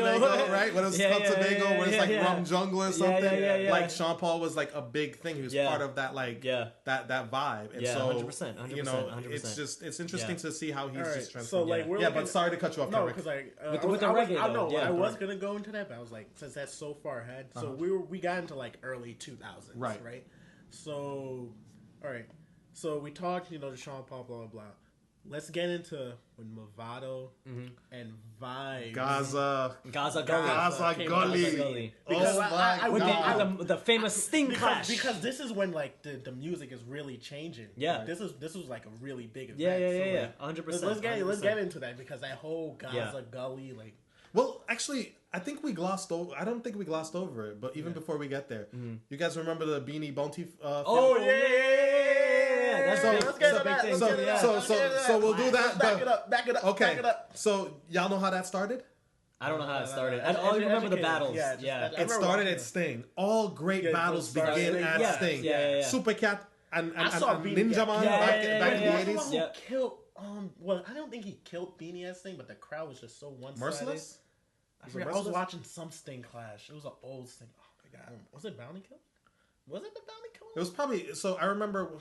Didn't Bounty 2000 No, it was before 2000. It was 90s. Oh, so then it was probably Beanie and Bounty. Yeah, It was probably like, Beanie and Bounty. He was killing, and honestly, Beanie was doing his thing, but the crowd was just so one-sided. They weren't even trying to hear it. They weren't even trying to hear it. Bounty and Beanie. Bounty and Beanie. That was Kip 93. Rich, Marahan. That was 2012. Yeah. Oh, Shabba Rank, yo, Clash. It's like Shaba and Ninja Man. So Shaba and Ninja, that was great, but Shaba wasn't a clasher. Ninja is a clasher. So Ninja clasher. You clash with your mama. He doesn't care. Yo. He doesn't care. And the thing is, like, the dude will bring out a handgun on stage and say, "Mr. Lynx, this one weapon. What kind of weapon this? Look how much magazine me get. I'm like, look, Mr. Lynx, look how much magazine me get." Who And I'm like, did he what the fight? hell's wrong with Did this he guy? fight with Vibes on stage? Yeah. They had a fight. Well, here's the thing. Vibes crew member, Yeah. like they disrespected him and then they hit him. You cannot touch Ninja. Yeah. Ninja's a bad man. Yeah. All right, give the man his due. He's crazy. He's crazy as shit. He's ratchet and fucking crazy as shit. But give him his due respect. You know. And so a lot of that clash was centered around Cartel not controlling his people. Yeah, okay. And because Ninja, he comes on stage by himself. You know who on me crew? Me got them. Me go on. You see this? I'm like, what the? Yo, this dude is fucking crazy. Me go on never my friend. That who me I walk with. Walk and come and talk. I'm like, yo, there's something wrong with you, bro. There's something wrong with you. Yeah, but Ninja a legend, man. You know, he's a legend. He's a legend. And he successfully, for so many years, he carried Sting. He carried Sting. Yeah. So like 5, 6 in the morning, people want to see Ninja. Yeah. Yo, when did Sting Clash start? I think it was 82. Wow. I think it was 82. That's a lot earlier than I thought it would be. Yeah. Shit. Yeah. And a lot of great battles happening, like General Trees and Brigadier Jerry. Oh, Brigadier Jerry. So Brigadier Jerry's he's another one that will probably he has like one album, but again, like because he was like a DJ at the sound systems, a lot of it wasn't recorded. His sister though is Sister Nancy. What? Bum bum. That's the one. Say what's up, bum bum bum bum be dum Yeah. bum bum. Yeah. So and what's interesting about her rise was that he didn't want his sister to become. She was one of the first. She was the first female DJ. Yeah. Oh. Wow. That's a big deal. She was the first female DJ. Nancy. Wow. Yeah, and she skyrocketed to the to fame with the Stalag Rhythm. Yeah. 1984. Well, okay, when did Lady Saw hit the scene? Early 90s. I think I used to hate on Lady Saw. Man.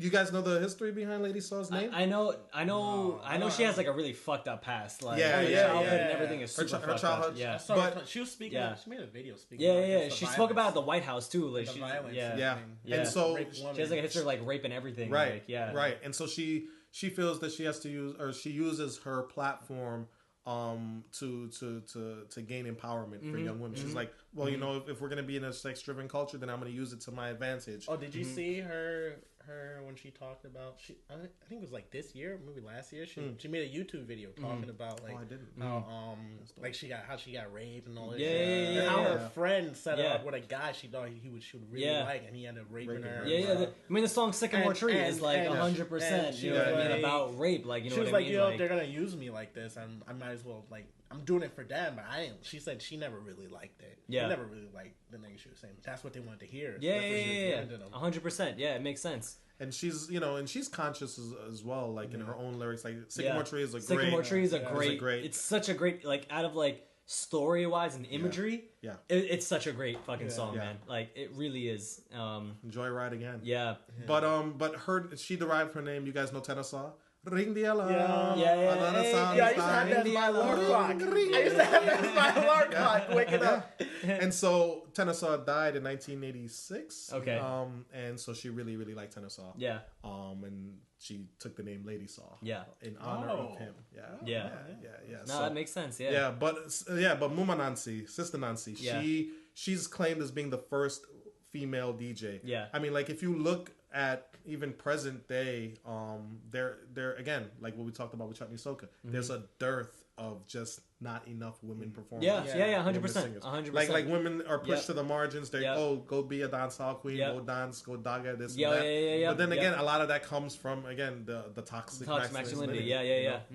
Which is why it's so crazy to see Spice like elevating as a global phenomena of dancehall. Like not just Jamaica and Caribbean people. Right. All across the world, you know what I mean? But, but let's get back to the Sting clash. Sting is historic. So Bounty, Beanie.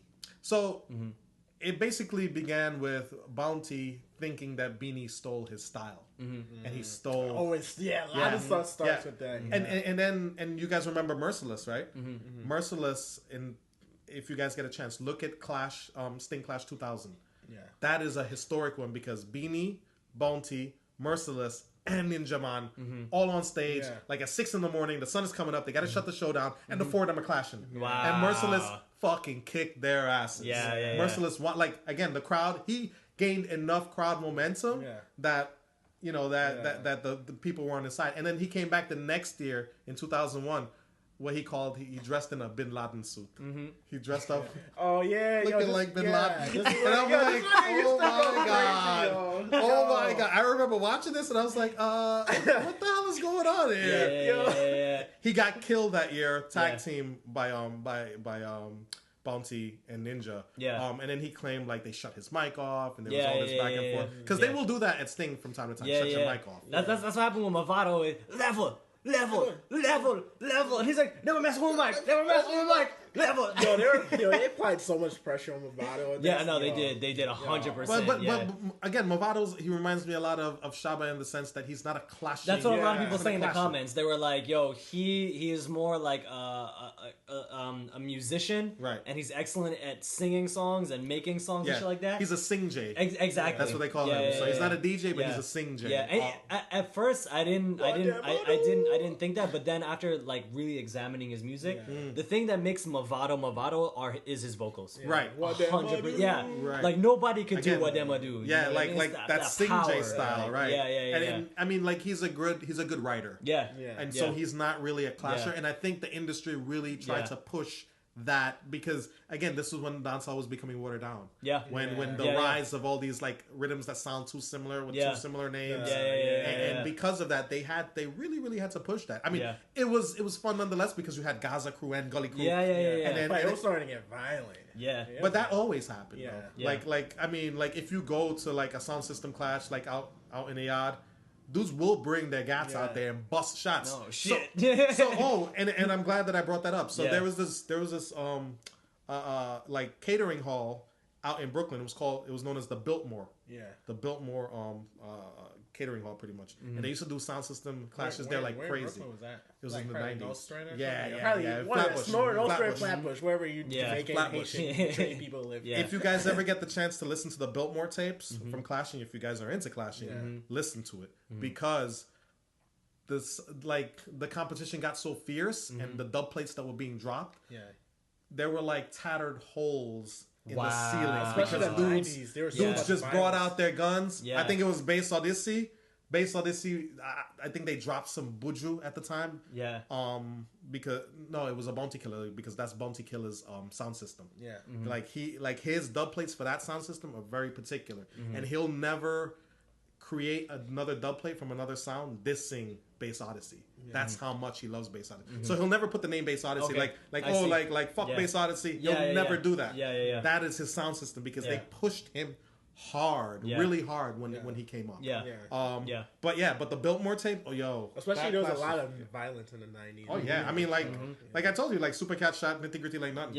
Boom. He killed the guy. That's so great. Like he just went home like it's nothing. Yeah. Like the cops couldn't hold him. Like nothing. Not enough to convict apparently. Yeah. Wow. It's so crazy. Yeah. Yeah. So, but to go back to the Beanie Bounty beef, like that's how it started. That's how it originated. And for years, there was just so much animosity between the two of them. I think they've cleared the air a little bit, but for like a good 10, 15 years, they wouldn't even like share the same stage. Wow. They wouldn't even want to share the same stage. That's just crazy. because, and not for anything, like Bounty Killer, he's kind of bad mind. Yeah. He's kind of bad mind, you know? And I mean, and I get where he's coming from because Bounty Killer helped with so many careers, like them Scare Them Crew with Elephant Man, Nitty Gritty, Vibes Cartel, Angel Doulas. Yeah. He's mentored a lot of people. Yeah. Beanie has brought nobody up. Yeah. That's one thing we talk about too. Whenever we talk about like soca and dancehall, we always talk about how like soca always has this culture of mentorship ingrained in it. You know what I mean? And I never noticed that Beanie was not. Yeah, there's no one from Beanie. Circle. Beanie didn't create like a record label. Beanie wasn't part of the Alliance when the Alliance was hot. Beanie is. I mean, like I love Beanie. I love his music, but as a person, in terms of his mentorship, he ain't do shit for nobody. Like Vibes brought a lot of people. That's why he has that cult following. Right. Yeah. 100%. Yeah. And I mean, like when he started that Gaza record label with just strictly Gaza people, I was like, yo, this is dope. This is dope as fuck. Yeah. But then he had to go to jail. Yeah. He had to fucking kill people. Like that. He had to dismember people and hire hitmen to scatter their limbs across the island. Free world. Right. So you touched on Soca, and I want to get to that in particular. You guys remember Iwayne? Yeah, I love Iwayne. I love Iwayne. Smart attack. About I don't know, like 5-6 years ago, he said something really, really disparaging about soca music, and he was like, "That's like Obia music. That's like Jumbi music. I'm not into that." And it's just interesting that soca has like a more mentorship vibe and not as bad mind. Whereas in dancehall and reggae, like Iwayne, like you're a reggae artist, bro. Yeah. Like you're reggae. You know. Like you're about that, and for you to call like another Caribbean type of music out and say that's Jumbi music, that's Obia music, like I don't fuck with that. Yeah. You know, like that's not right, man. Yeah. When did rhythms get into soca? I'm gonna say like that's hard to say because it's like, for example, like if you remember, like I remember like It's Carnival, right? That was Destra Machel solely on that melody. When I say like rhythms, if you want to talk about like 2007. Yeah. 2007, 07, 08 is around the time, and then that's when I kind of started, I would say, and then it really took off like in like 2011, 2012 and stuff like that's when it started to become normal. You know what I mean? Like, and you know what I think really cemented it too was the Antilles rhythm with Vibes Count Done, and when you had Kerwin on with Bacanalis, that was like one of the like the first ones where I was like, yo, this is like 4 or 5 different artists on this one rhythm, and every single one is hard. Right. Every single soca tune is hard. And then after that is when I started to see it become more mainstream. And you can argue like that comes from dancehall. Of course it does. That comes from dancehall. I mean, you know what I mean? Yeah. I mean, the fact that you're using rhythm. Exactly. Come on. Which is cool. You know what I mean? All right, so you know what rhythm? Just to go to soca that I love, can rhythm. Can. Yo, hola tunje, he killed that. Hola and Benjai, bro. Yes. Yo, Benjai. Yo, I remember the first time hearing can on the. I was on the train. I wanted to get up and start dancing. That's produced by an African producer. Right. Yeah. And so Afro pop and going back to last week. Right. That's when you get the culture is meshing going over. really well. Yeah. Yeah, no, and they do it great with Caribbean and like and Afro. And Afro pop, it's yeah. insane. It's insane how great that collaboration is. no, but that Can yo, oh my god, no, it's oh my great. god, It's great. Yeah. But I do want to go back for sure. Yeah, let's go back to these. I want to go back. clashes? I want to go back to this thing clash, specifically the Movado and vibes. Movado lost that one. A lot of people arguably say like that was the end of like Movado's career. But he's become pop. He's more pop now. He's more pop now. Yeah. So I wouldn't say it's the end of like his career, but I would say it's his credibility with Jamaican people. Yeah. Or just people Yeah. who like his music or thought. But his music did was great. he made I'm So Special after that Sting Clash or not? Yeah, No, that was after. That was after, okay. But he did some more he pop- dropped like pop 2 thing. good songs last. I mean, Yeah. Got me lover, you are gone. They can't wait. Yeah. He made some other song, Starlight, another one. made some Yeah. good Starlight is good. Yeah. Starlight's actually. I mean, you know, Yeah. like last year. Movado has moved into like this phase where he's like a ladies' man. Yeah, type of yeah, thing yeah, now, you know, yeah. and That's what he's he- all about the that's what- punani yeah. now. You know. But not when he was in the Sting Clash and he came out dressed as Morpheus. And Right, like, yeah, and like right. the all black with like the And- silver, and then silver Vibes cross came out with and the the army army suit. Yes. I've never seen a crowd like that Yo, in my that life, crowd was bro. Oh boy, you guys got to watch the early '80s my Sting God. clashes. Yeah. The '90s Sting Yeah. clashes between Ninja and I don't know, and, but this one had so much whatchamacallit. build up. It had like a Mayweather. Yeah. It had like a Yeah, Mayweather. you're right. Yeah. You're right. It had a Mayweather, Yeah. and that's why. And it you could had- just see it on the stage, the way these guys looked at The each other. tension, the Yeah. tension. They just was there. hated each other. And the thing is, they were both part of the same crew. Yeah, you're right. They It was because they were hated part of the each same other, crew, and then yes. they, It Yeah. had It was to make because insane. I had the build up to it. Right. Yeah. Like, you know, And then they it separated. was like no when it was gonna Yeah. happen. Yeah. Is it gonna happen now? Yeah. And the people, it affected people too. Because are you Gaza? Are you Gullah? Yeah. I was always Team Perfect. Gaza. I was Yeah. always Team for Gaza. For me, I didn't even know what that shit meant until like after it happened. And you were like, But fuck, I should for have been me- listening to this yeah, shit, no, right? For me, then I was like, I listened to it, and I was like, I always liked Movado more than Vibes, like music wise, right? Okay. So I was like, oh shit. Then I was like, I guess I'm Gully, and then like after he lost, I was like, oh shit. I chose the wrong I was side. like, oh shit. Yeah. I mean, for me, I don't know, but at the time for like growing up, I don't know. Like for me, I felt like Vibes. He had more to like he had like Hello Moto. Remember that song? Yeah, Like, yeah. No, nothing but tea, no, nothing but tea. yo, Like, he had all you these can songs. Vibes anything, And he'll make a song out Yo, of that's it, where bro. people thought the Motorola Razr was the end all, the be all of all. And it things. was. And He's it like, yo, was. you are not Because- the Razr, son. Right. You are not iPhone. Fuck out of here, bro. It's paper thin. Look at the Motorola Razr, son. And Vibes came out. Oh man, yo, that's like- oh man. But like, Hello, Moto. I don't know. I feel like Movado had those songs, but I think because I heard more Vibes, I was more. Yeah. towards And here's the Vibes. thing about Vibes. Naturally, he's just gonna flood the market. Yeah. Yo, Naturally. Vibes is a churn and burn artist. No, but wait. 100%. Here's what I was talking to this Trini guy.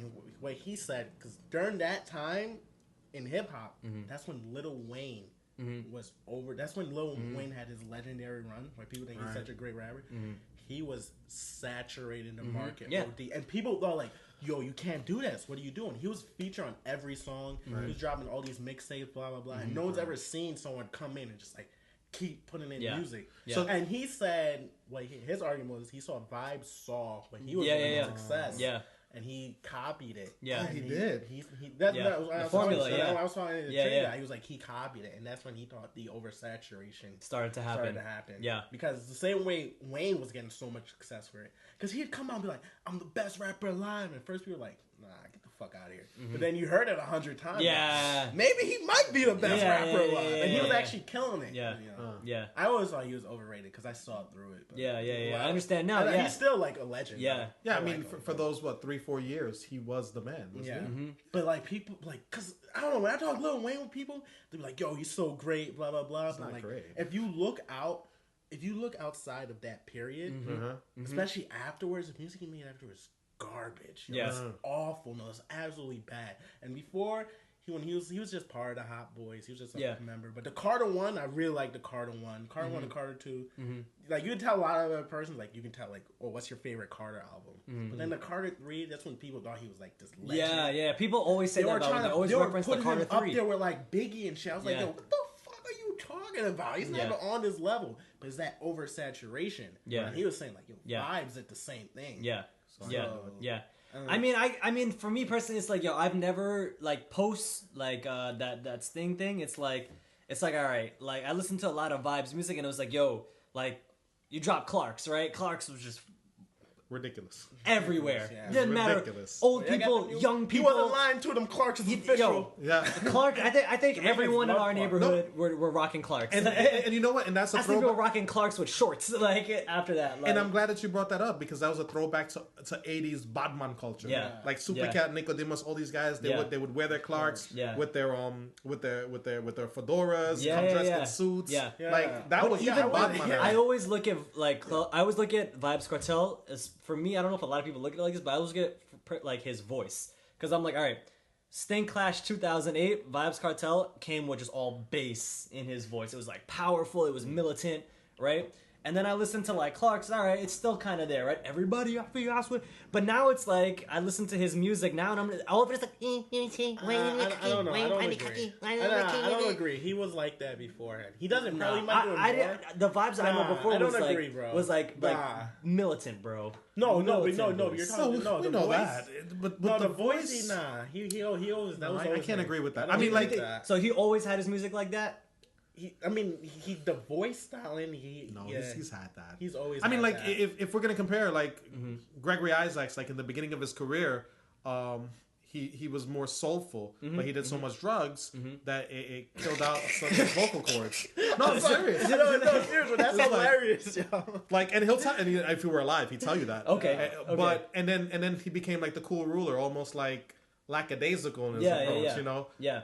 But how many Not vibe songs do you vibes hear is like today that has like that hardness then to it? Because I don't hear any vibe song that have that anymore. Well, Hold on. Think about it. Really think. I'm like every vibe song I hear. Well, here's the thing. Here's the thing. It's the same like sound. Here's the thing, though, right? For me, it goes back to he doesn't have any competition. Well, if competition were around, that's what I'm he'd saying. become a bad man again. Well, I Like, told he could turn him it that. on I and off. was telling Kendrick because I was like, yo, Movado was his last major competition. Movado was his only competition. Yeah. At that time. And He then didn't have after competition. he killed it, it was Right. just like, all right, I'm gonna do this He style. kind of became a monopoly. Yeah. Yeah. But even still, like with that, I'm like, yo, the songs that he makes today is not the same as like what you would hear at his Sting Clash with Movado. No, because I mean, like his style has changed because he's changed as a person. Like I mean, look at where he is. If he's still Can't get Poom Poom in a prison, right, like if he's still talking about Where was that from? Can't get Poom Poom. That was him. It was him. It was him. He like when he first got to jail. It was like his first like month or two in jail. And they were talking to him. They're like, "Yo, what's it like being in jail?" And he's like, I remember saying that as a Snapchat. No, And you were yeah. laughing, And then he was like, he yeah, was also saying too, he's like, you see, I do me while some other niggas trying to do me, but I don't do men. And just hear, we don't love man. Yo, they all gotta ride you that they don't like gay people. Like, calm down, beloved. Yo. Yeah, Like, what do you think they're gonna fuck you? Like, calm down. No, but I mean, and calm like, okay, down. so, and then like the whole thing too with like even like the cake soap thing, right? Yeah. Like man. popularizing like cake soap, and I'm just like, You yo, know what? If he had competition, somebody would have called him out on that. Yeah, Lot. but he yo, doesn't have like, competition. like So the that's what only it comes artist down I to. could think of who doesn't directly call out vibes, but does call out the whole colorism thing is major art Busy Signal. Busy. I really like respect Busy Signal Uh-huh. a lot, like a lot. Like even before he became popular, I would like. Yo, it's so wild. Like, yo, if that happened here, yo, we would slander you. I mean, did you guys see that? Did like you guys see that documentary about bleaching in Jamaica? Yeah. That shit is crazy. That- Check that- it out. And they had the white guy too. He was like, "We not understand because we come Oh, here yeah, and the white yeah, I man did we see that. love the Yeah, black yeah, skin yeah, woman them, yep. and they want to bleach out the skin." But that's the same thing in Yeah. Africa too. That- Yeah. But I think what's really crazy with vibes is like, yo, like you have this like super like major like superstar runs dance hall, and like comes through like yo cake soap and all this shit. He's like just bleaching his skin, and it's like it's taken off like a lot in Right. Jamaica with vibes pushing that Can't super believe super that hard. shit, yo. Y'all need if you see someone using cake soap, you gotta slander them. Yeah. But here's You the gotta thing. make Here's the fun thing. of I them, want to say alright? because we say like music is a reflection of what's really going on, right? Right. And then you have to look at like cake soap culture. Personally, I don't know it, but Nah, fuck cake soap. But here's what I'm looking at. I'm like, yo, is what Vibes Cartel doing his whole thing? Is that a reflection of cake soap culture and colorism, or did he actually play a role in it? I don't know, man. You know we what need I mean? I think we need a new demo bleach, man. They need a Them a new bleach. Them I bleach out them skin, them I bleach, foot Feel look like a brownie. See, there's the Yeah. rhythm right Yeah. there that we're all wearing. Nardo Runks. That's Nardo Runks' claim to fame right there. Exactly, You know? exactly. When you saw that, how that's something about Yo, that bomb rhythm was rhythm. life, yo. That bomb rhythm was There's life. something about those rhythms, how like Timeless. there's Yeah. multiple times Timeless. during this podcast where we'd say We're just something, like, Timeless. boom. and we'd all jump on it because Right. how timeless Yeah. it was, you know. Yeah. But now this I The don't know. dance hall isn't like that anymore. No, It's not like I that. can't. Has there been the last timeless rhythm for me was probably Diwali. Yeah. Yeah. No, rhythm wise, there's no. I would say the last like rhythm that was, I wouldn't even say timeless, was what like when the last rhythm that was like, all right, this is a big rhythm, was the rhythm. I don't remember the name of it, but it was the rhythm where Movado did "I'm So Special." That was one rhythm where I was like, yo, And every Serrani was on and that it's- too. It's Serrani, just in case you never know. You know what I mean? Yeah. That's the last rhythm. big rhythm. That's a good point. That was Last I'm gonna big co-sign rhythm. that. Yeah. I'm gonna Yeah, co-sign yeah. that. I big time. agree. I agree. I'm Big gonna rhythm. co-sign. And when was that? 2008? Like, Yeah. Yeah. That's Well, almost like, 10 years yeah. ago. Well, here's an important thing that I forgot to mention.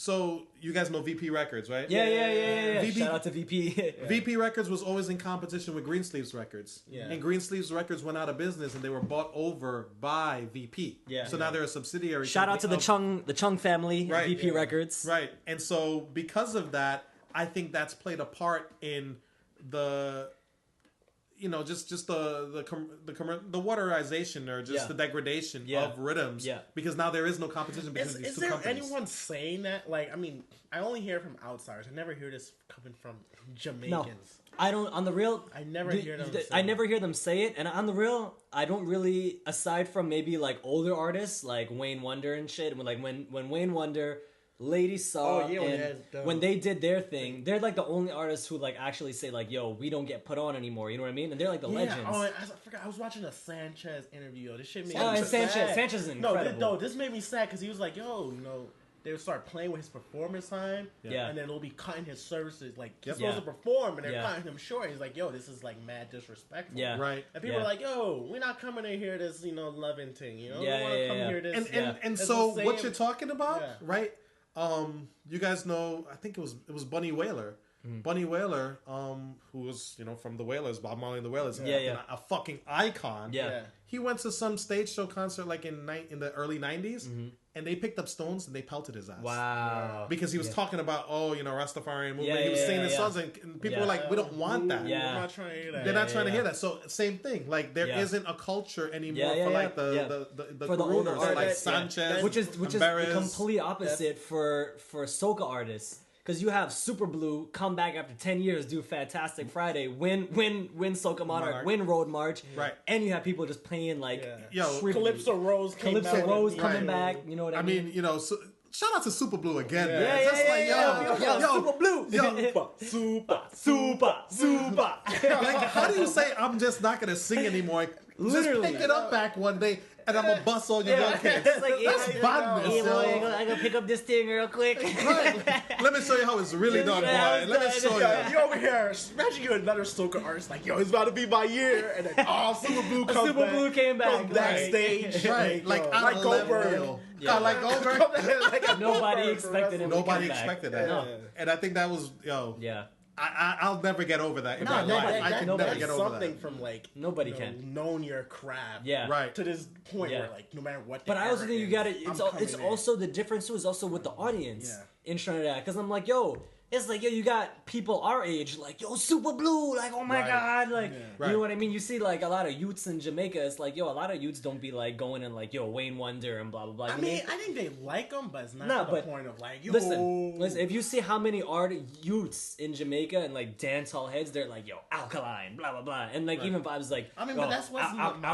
yeah, what's modern. but you have youths who love soca. We listen to old soca. We listen to new soca. Like we know who Lord we Shorty still is. play the Yeah. tribute. There's no what you're tribute. saying, I like that. You know what I mean? The way you're I saying, like that argument. like everything, this whole conversation parallels back to hip-hop. Exactly.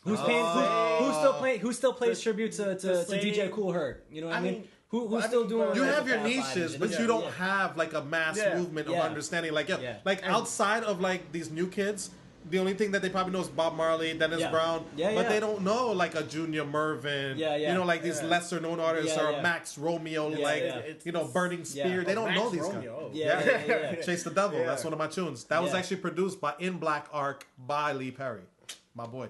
One thing about Lee Perry, before I forget, like, yo, he suffers from schizophrenia. So what he used to do is like he used to like blow smoke and weed and rum on his control set, because it's like I need to get into it, I need to possess it. Wow. And he burned his own studio down. I was like, that's crazy. I'll just be like, yeah, that's gonna fuck it up. No, he was crazy. He burned it down like in 1982. He was like, I'm done with this shit.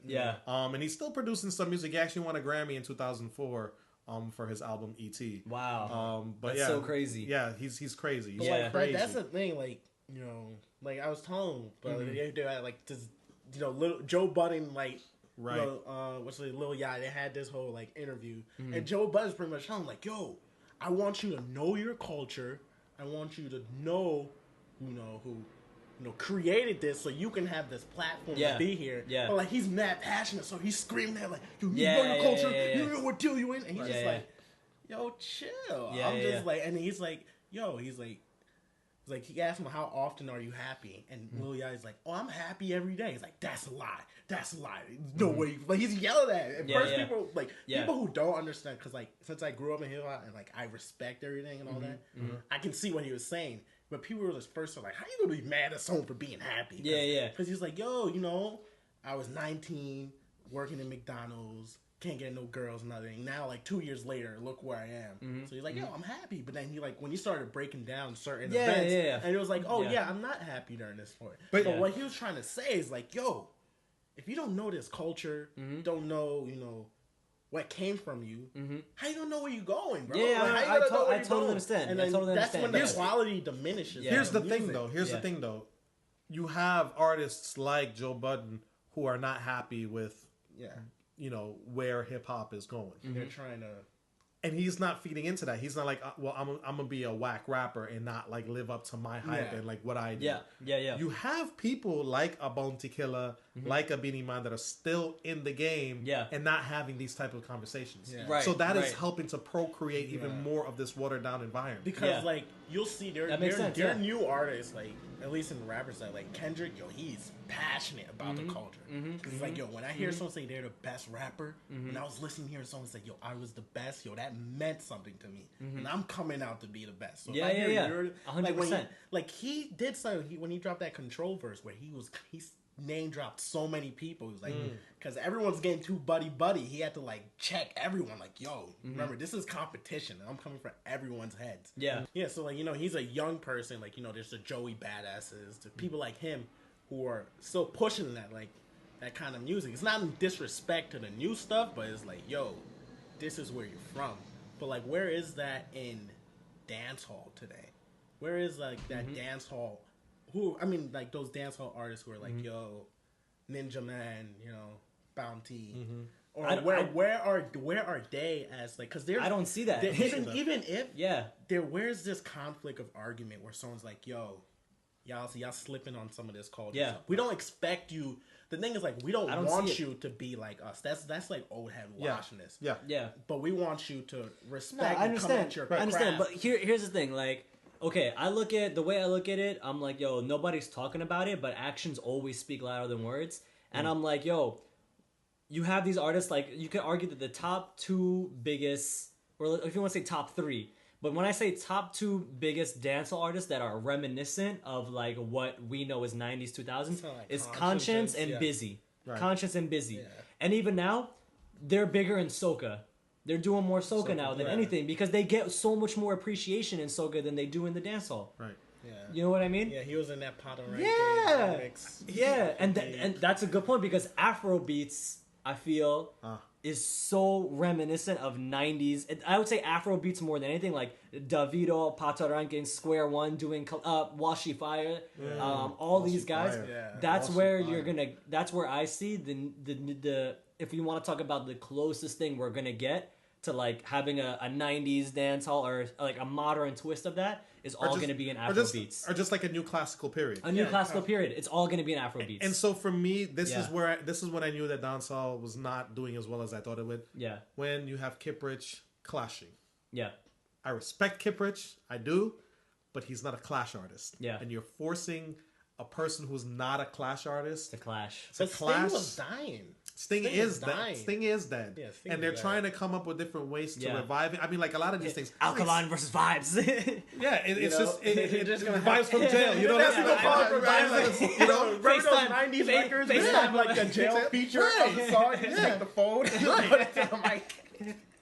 And so it's like a lot of like dancehall is not into the slackness that it was. I mean, but bro, even the data shows it. Like the data I showed you on Google Trends. It's like, yo, I have a whole like 2-minute Snapchat video based on solely the data from Google Trends that shows the exact time. It was specifically from 2011 on was when, and 2015 was a nail in the coffin. Just like we said, you actually could see the line. You could see like the trend. Like dancehall was here, Soca was here. Dance hall's coming down, Soca's slowly going up. That makes sense. 2015, boom, that shit just skyrocketed. Especially that DJ Private Rhyme. That DJ Private Rhyme.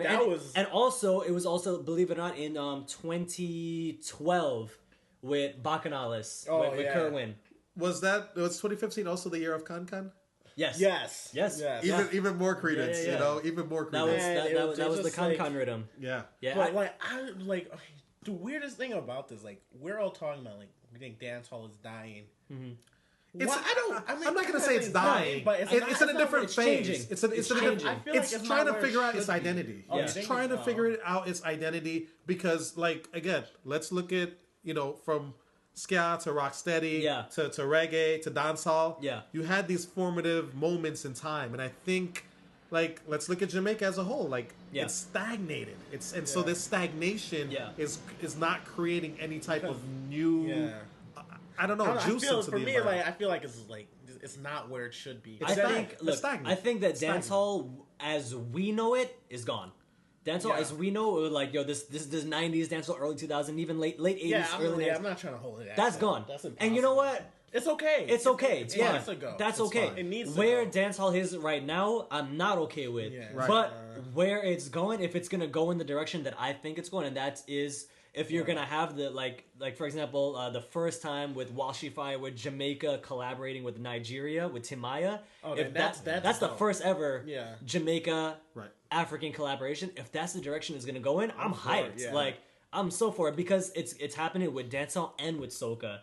And you can see that, like, it's going to be really interesting to see where soca Afro collaboration goes and where dancehall Afro collaboration goes. Yeah. You know what I mean? Yeah, that's a really, really good point. Yeah, that's a really good point. Like, I really didn't realize just the stagnation that dancehall's in, but like everything. If you listen to it now, everything sounds the same. I try to listen to it, and I can't. It's just like I feel have like ADD against it, where I'm just like, it sounds the same. Was wrong with me? Like, no. I'm glad we're having this conversation because I was afraid to say all of this, but you guys are allowing me to. The one thing that like I don't know too much about it, but I can't get jiggy with this. Let's look at now like Spice, because Spice is like on the reel has exploded. She's killing it like right now. Vibes exploded, but I would say right now, yo, Spice is even bigger than Vibes. Her Indicator tour in Europe is crazy right now. Can we talk about Europe and popular Jamaican music? I actually do. I actually do want to talk Russians about love dancehall, yo. So the people Japan, make it, though. Junko, first ever Japanese dancehall queen. You hate the black. Yeah, and then let's not forget Mighty Crown as well. Mighty Crown. Mighty Crown. This guy's Jewish. Yeah. Madasyahu. Yeah, the Jewish. Madasyahu. I mean, I'm not a big fan of. I think he's co-opting. As well. I'm not a big fan of him. But so in Europe, because of guys like David Rodigan, and like I said, Rodigan has been around since the 60s, playing popular Jamaican music. But then you also have like these sub niches of other folk who have developed their own sound systems since the 90s. Yeah. And they have dub plates from like dead artists that when they drop it at a fucking sound clash, I get goosebumps. I'm like, yo, how the hell did they get a Dennis Brown dub plate? But they had it in their back pocket. When they drop it, that shit is fire. Yeah. But, you know, you have a lot of Europeans who appreciate classic reggae. That's They appreciate it. I gotta And say so, like, about artists... Europeans. And so, like, artists, like, who... Like, Barrington Levy is having, like, this huge tour in Europe, and that...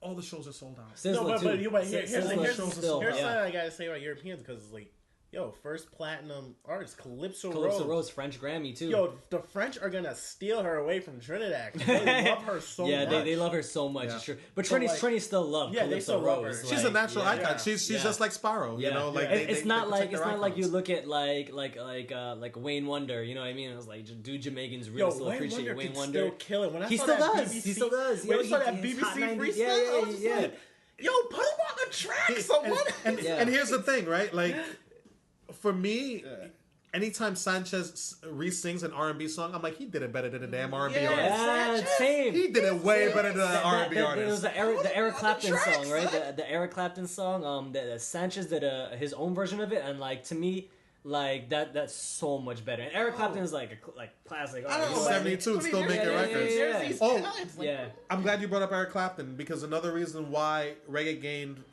momentum was because he did I Shot the Sheriff in 1972, and that helped propel Bob onto a larger platform. They're like, and Eric was like, no, I didn't write this song. Bob Marley did. Go check him out. You know what's one that really is always interesting is to me is that okay, so like the police. When we talk about like soulful reggae, right?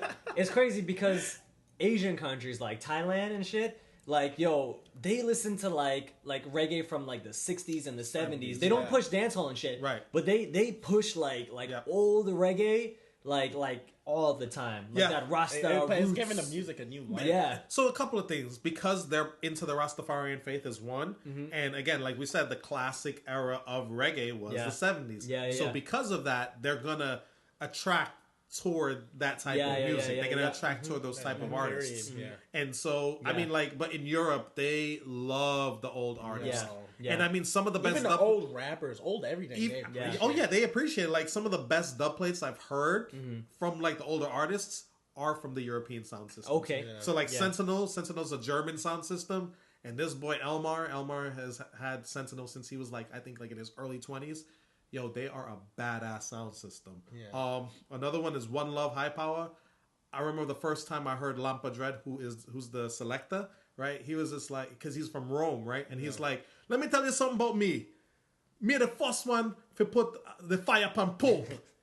And then he played Fire Upon Rome by Anthony B. And the crowd went crazy. He's like, I'm in the front line to put Fire Upon Pope. I was just like, oh my God. And he's like, and let me tell you something more. Me from Rome. And then the people went crazy. But yo, enough respect to Lampa Dread. But in Europe, they go hard. Yeah. Then there's this other sound system in France. I think they're called Garants. Garants killed Mighty Crown in a clash like about 8 years ago.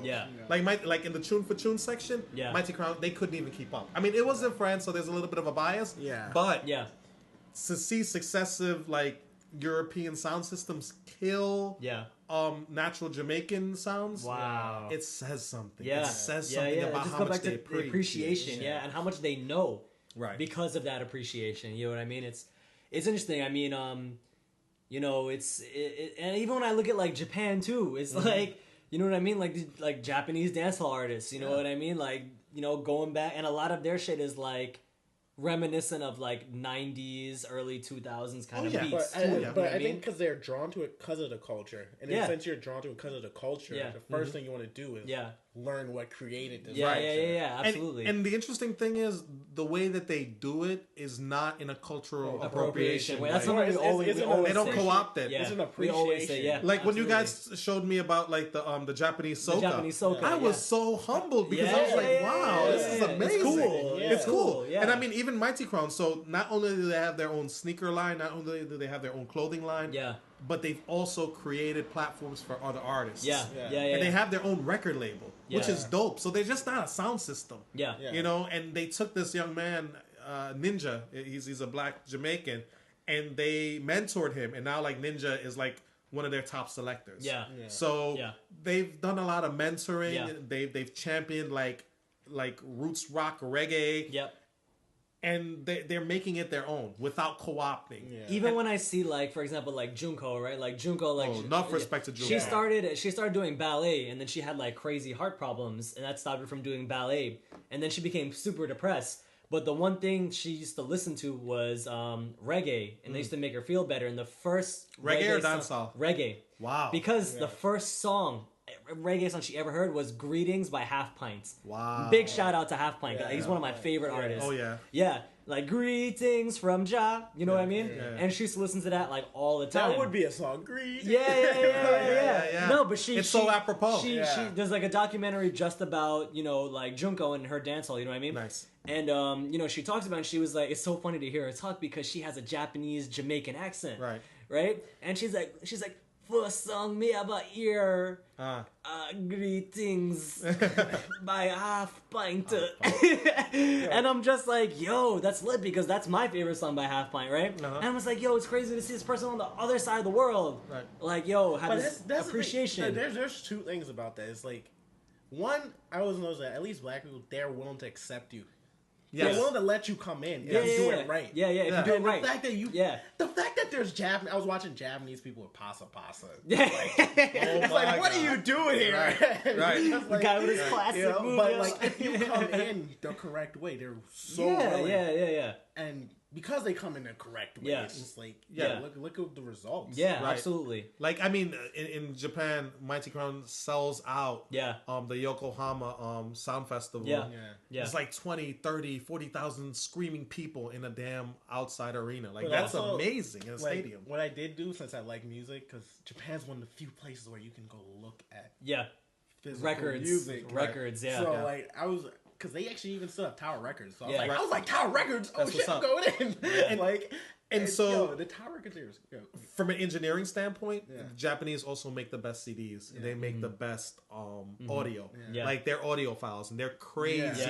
They're crazy. Audio Technica. Japanese company. Wow. Yamaha. Foster. Yeah. You know, so, I mean, it makes sense. Like, you know, some of the best, actually, saxophones are from Yamaha. The Kenny G at the Kes concert. Kenny G gives such a bad pitch. The Kes guy. It's so true, man. Yeah. So, I mean, like, in terms of Japan, they're really not just pioneering, as we're seeing, one culture, many different cultures, and they're, like, at the classical period in terms of what they champion, you know? I forgot. I was reading something about their music industry. It stops them from spreading.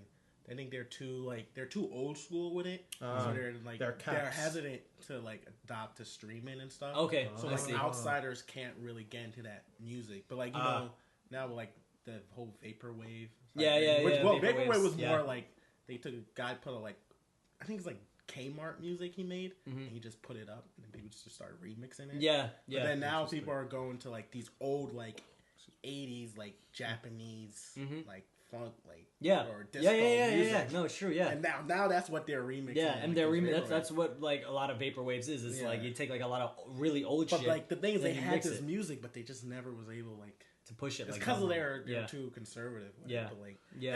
And maybe just having the necessary caps so that we don't see what's happening in dancehall, for instance, being mirrored over there, because oversaturation. So maybe that's what this does. There's no benchmark. Right. There's no benchmark. Japan has a benchmark. But it's pretty much what Blaxxie was saying. Some random guys like. But with that, a new culture can come out of that. No, I understand. Because I was looking at I was watching a little documentary on the Saint Lucian, like the Kuduro, like the Kuduro's really Angolan music, but like. Or the Denyu Soca, like you see those music videos, it's like, yo, we just gonna go the low budget with the camera, yeah. But that's how it was. It was just like, yo, we're gonna make this regardless, And same thing with a lot of the Jamaican artists. Where here's the thing, the thing is like, the government was like, we're censoring this. This is too because that stuff is wild. Like, no, I understand. When you hear that St. Lucian, they had that heavy bass, and like the wildest lyrics. But it then started becoming popular outside of the mainstream. One of the things that happened was this year was when they did the 2015 that Tabu Now rhythm when they brought back the Fawcett rhythm. So other artists were like bringing it out too. So Nice. It kind of had to grow out like outside before it could hit the mainstream. Yeah. Right. No, I totally get that. I think what like when it comes to like Blacks in the benchmark, I think that what he calls for is not so much like censorship of the art. I think he calls more so for for skill. I think that's what his main point is. Is like you need to have like something where it's like, yo, okay, if you want to enter this and you want to become like main and you want to hit it big with these artists, it's like there's got to be a certain degree of music, not so much knowledge, but I think more so music appreciation. And on top of that, you need to have like the right skill to go but with like with that, it's like there's also that old head mentality. So like, who's judging the skill? Yeah. You know? And what does the skill level look like? What is it's great. Because It's a great sometimes area. a lot of genres come out of no, fuck you. Yeah, I'm gonna just like how dancehall. dancehall started. Yeah, I'm not listening to this. yeah, 100%. Yeah, no, it makes total sense. It's kind of. So I think what we're trying to say is if dancehall is ready, when they're ready to make that next step, it's got to be like one of those fuck you moments. Yeah. Where it's just like, okay, we got to, because I really think not that dancehall is like at its wit's end, but they're almost at their wit's end because like they're.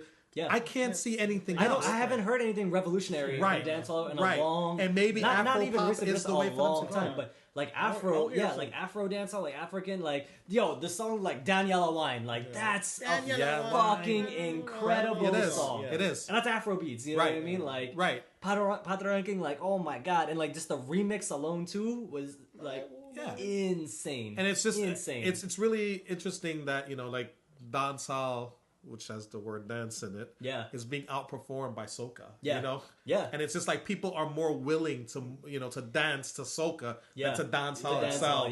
So it's just it's ironic how it's come down to especially that. seeing soca. Like remember soca? Like I don't know, the early 2000 soocas was kind of.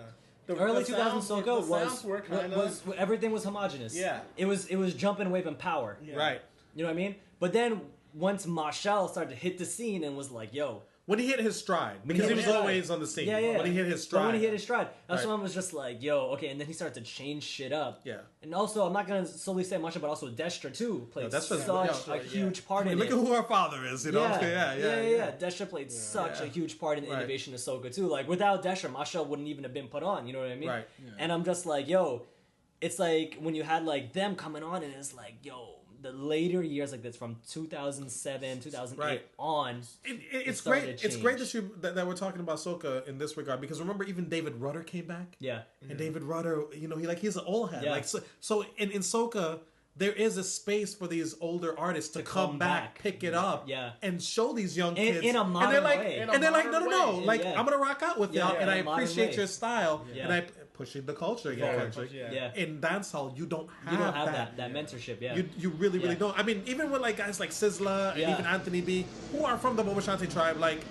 Who are you really? And even then, Sizzla. People still respect Sizzla. No, here's the thing. But like, for example, but even then, it's like you had Sizzla, right? Because but even Sizzla's platform for conversation is not in Jamaica anymore. Sizzla's on Ojo in Trinidad, talking about big up to Trinidad, y'all. Is it second. Though? Yeah. Are you sure? Yeah, it's Ojo, bro. Look it up. I saw that, but I'm not. I'm not gonna put that claim there because I'm not. No, because look, if you look at it, Sizzla. I'm not gonna, because I also gotta remember, like, I'm an outsider, so I can't speak on. But how? Well, okay. Look at it this way.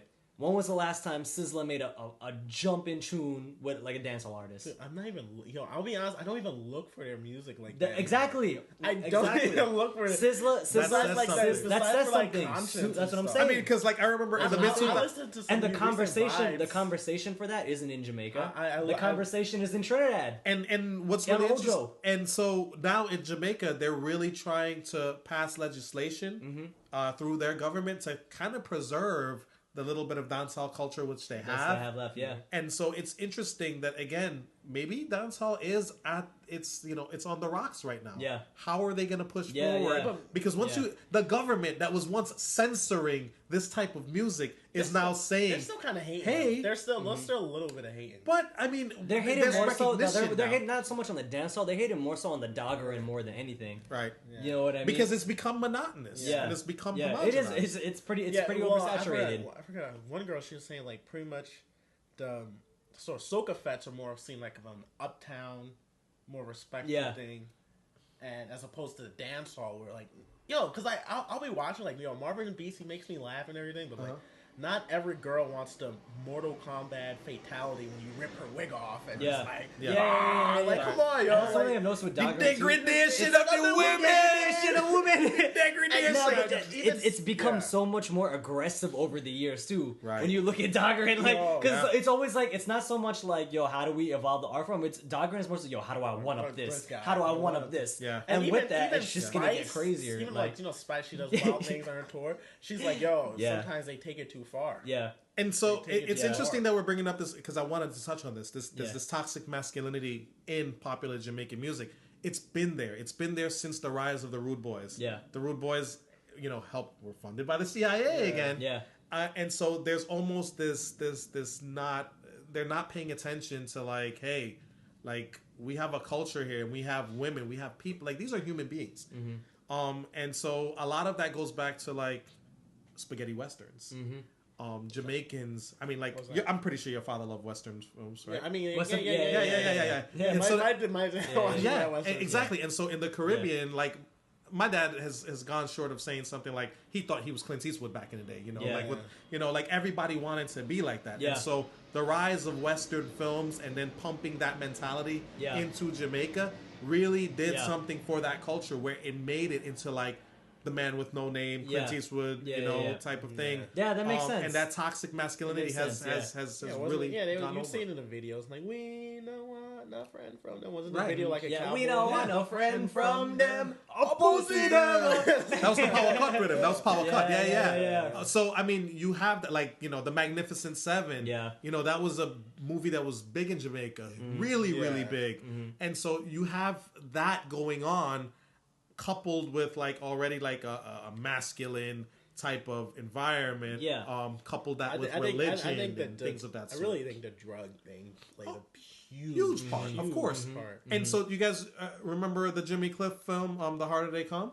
I never saw that. You guys never saw that? No. So that was also it's cheesy, but it's a really important film in Jamaican history. You know? And I mean, we can even go to like films like Shatas and things like that. Everyone's seen Shatas. Right. And to see all that toxic masculinity, and it's like ingrained in that culture, and so it's tough to take that out when you've been doing it for like you're gonna get entire resistance. generations, Absolutely, entire generations. Which is why I think Jamaican carnival is such a big deal, because I feel like carnival is one of the ways that women always get empowerment. Right. You know what I mean? Like to see like when I see like the carnival going down, I'm like, it's like it's an uptown thing. But at the same time, there's a vibe this positive wave that Jamaicans are getting from carnival that they haven't really gotten before. And then you're starting to see, Conscience making the Soca song. Yeah. Right. And one thing I do like about the Jamaican carnival is that they play dancehall. Right. Yeah. They play dance. They don't exclude it. Everyone's, they play dancehall with the Soca. And they can still mix it together. Yeah. It's interesting because I remember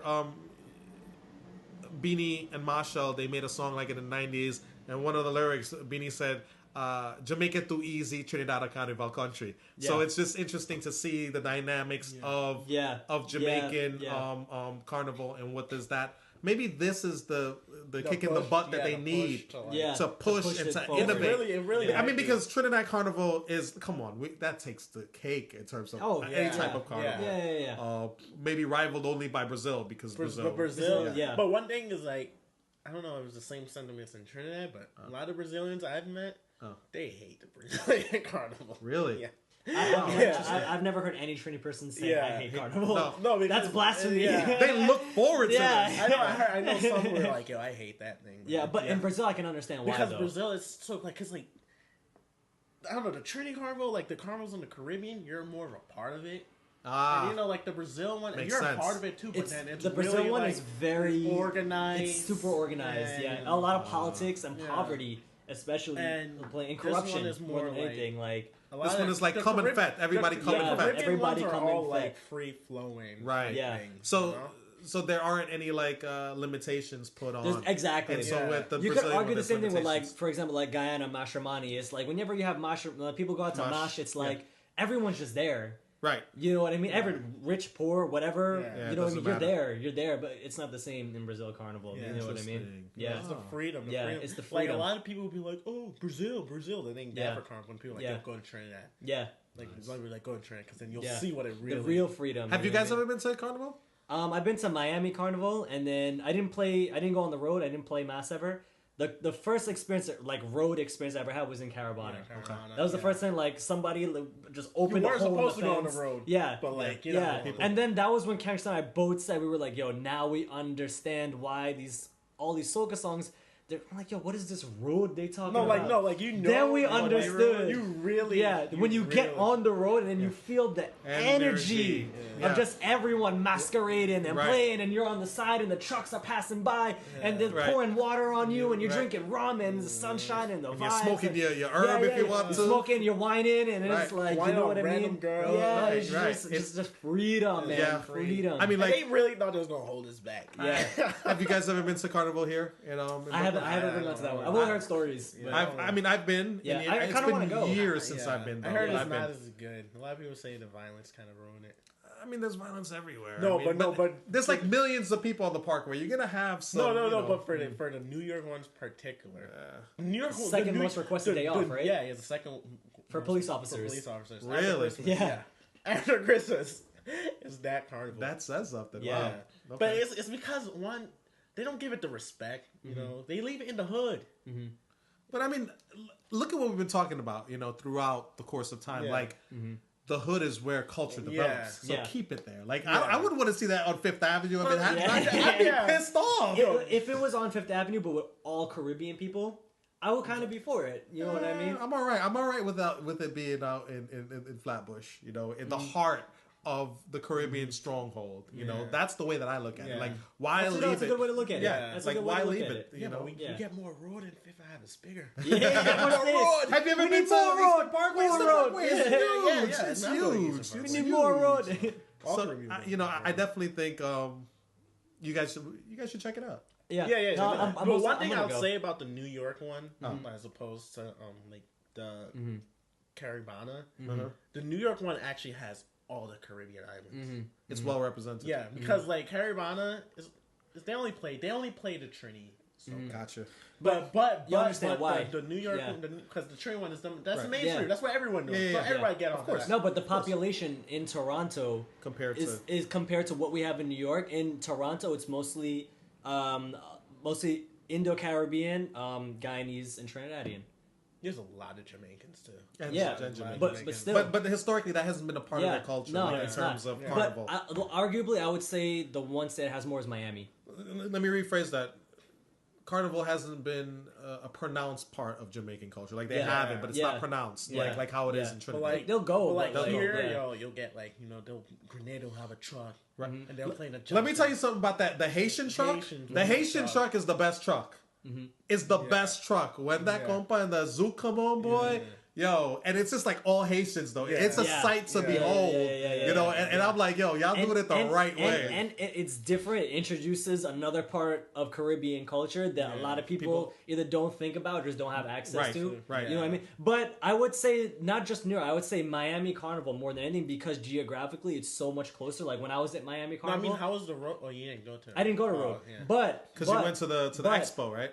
You went to the expo.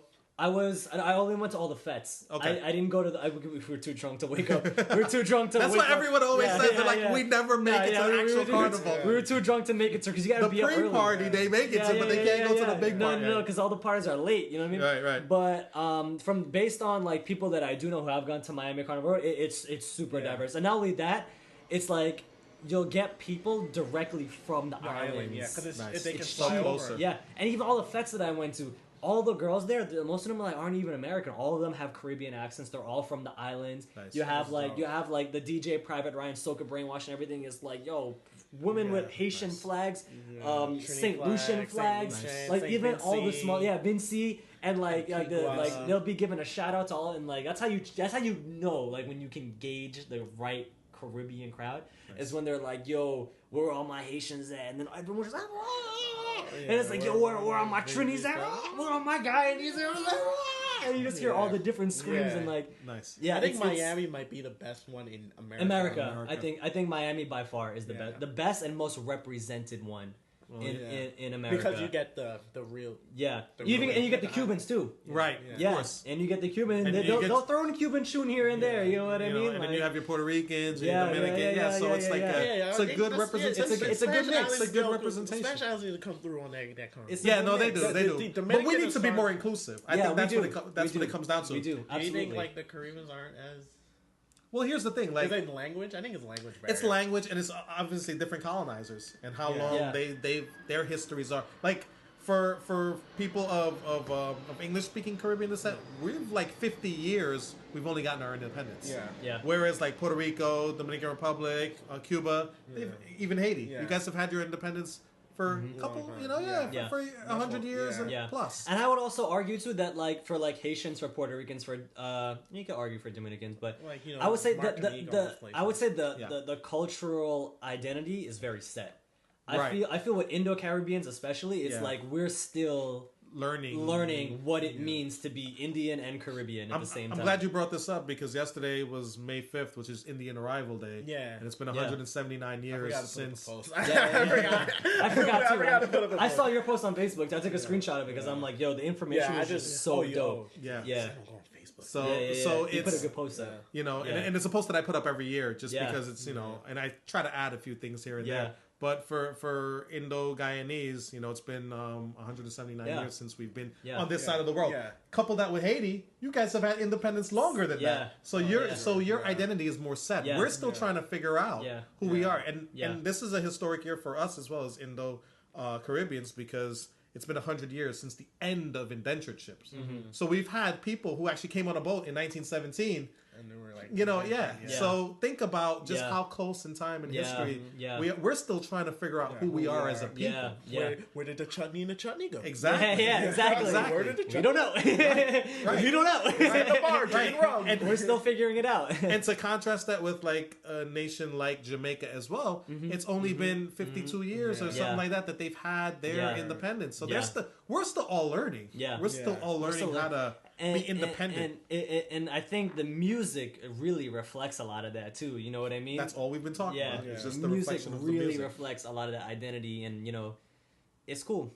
No, it is. It is. Cool. And I mean, how do you think we can be more inclusive? Because like one thing, I was thinking about, like just not to gas us up a little bit, but because like Richie's from Anglo, and my family's from Franco. Even though we don't really speak French. Well, you guys. But Creole they speak French, language. but like there was a whole thing because French was the elite language, and people were like, fuck that, we speak our own language. Again, just like how Jamaica, dancehall came about, fuck this English shit. Let's move to using our patois. But because we're from like these two realms, I see when we do our Caribbean stuff, we try to like, let's talk about Rotan, like little island off Honduras, like no one ever hears about. Like, about those people. Or Belize. Let's go Belize. Or even Panama, like you know what I mean? Like I put up like a song, so I'll put up like stuff from little islands that people kind of like. They'll be like, shout out my Caribbean people, but there's like shout out Jamaica and Trinidad. Yeah. That's all people ever say. Those two countries. But then I will put up like like that bouillon, like with the guy playing the conch, because like I was like, yo, this that was dope. Fucking sick. That was a dope. I was post. just like, yo, that's why I was kind of mad and go up correctly. Because I want everything up perfect. I was like, but like I was like, yo, this is dope. I want to put this. Right. I want to put it like what are you doing in Aruba? Aruba's more than like a than a tourist destination. Right. No, sure, because I mean, like even but I think because we have like these two like backgrounds doing the same thing, even though we're like it's framed in Soca, but it became more. It's more than Soca. And I think that's the beauty of it because you have a lot of background knowledge, obviously because of language. It links you to let's say Curacao or Aruba. And then and then that's where Richard comes in and kind of bridges that gap. Yeah, but even like some of those, like it's not the same language, but I'm more because I know it's being on the outside of the Anglo. Right. So it's because I know how it is on the outside because I know you guys don't know shit about us. So I was just like, I'm more likely to be like, nice. Yo, that. And then Richie, the same thing because Chutney, has his own different language thing. So like I think because we kind of have like that outsider look, that we're more likely to bring it all in. Be inclusive. Because a lot of people don't really. I think the one thing about, especially for like, okay, because you could argue like, all right, like, okay, if you're just talking about like Indo-Caribbean people, right? It's like, all right, one of the things I realized that why I think people don't specifically look outside to these other islands is because we still don't even know who we are completely. Yeah. And before, like, for like as like Haitian prince, like, yo, you know your culture, your language is set. You know what I mean? Your history is set. You guys know you fought, you freed yourselves from slavery. Right. The food is set. Like, Haitian community is set. Yeah. Like, and let's think about it like this. You know what I right? mean? It's like, how can we go out and be like, yo, what are these other islands doing? It's cool that like people do it, but like the reason that I feel like that like we don't focus on it is because we're still focusing on like, yo, who are we as a people? Yeah. Right, and we also have to think about displacement as Indo-Caribbeans. Yeah. Like, again, like I said, 1917, that's 100 years Yeah. that indentureship stopped.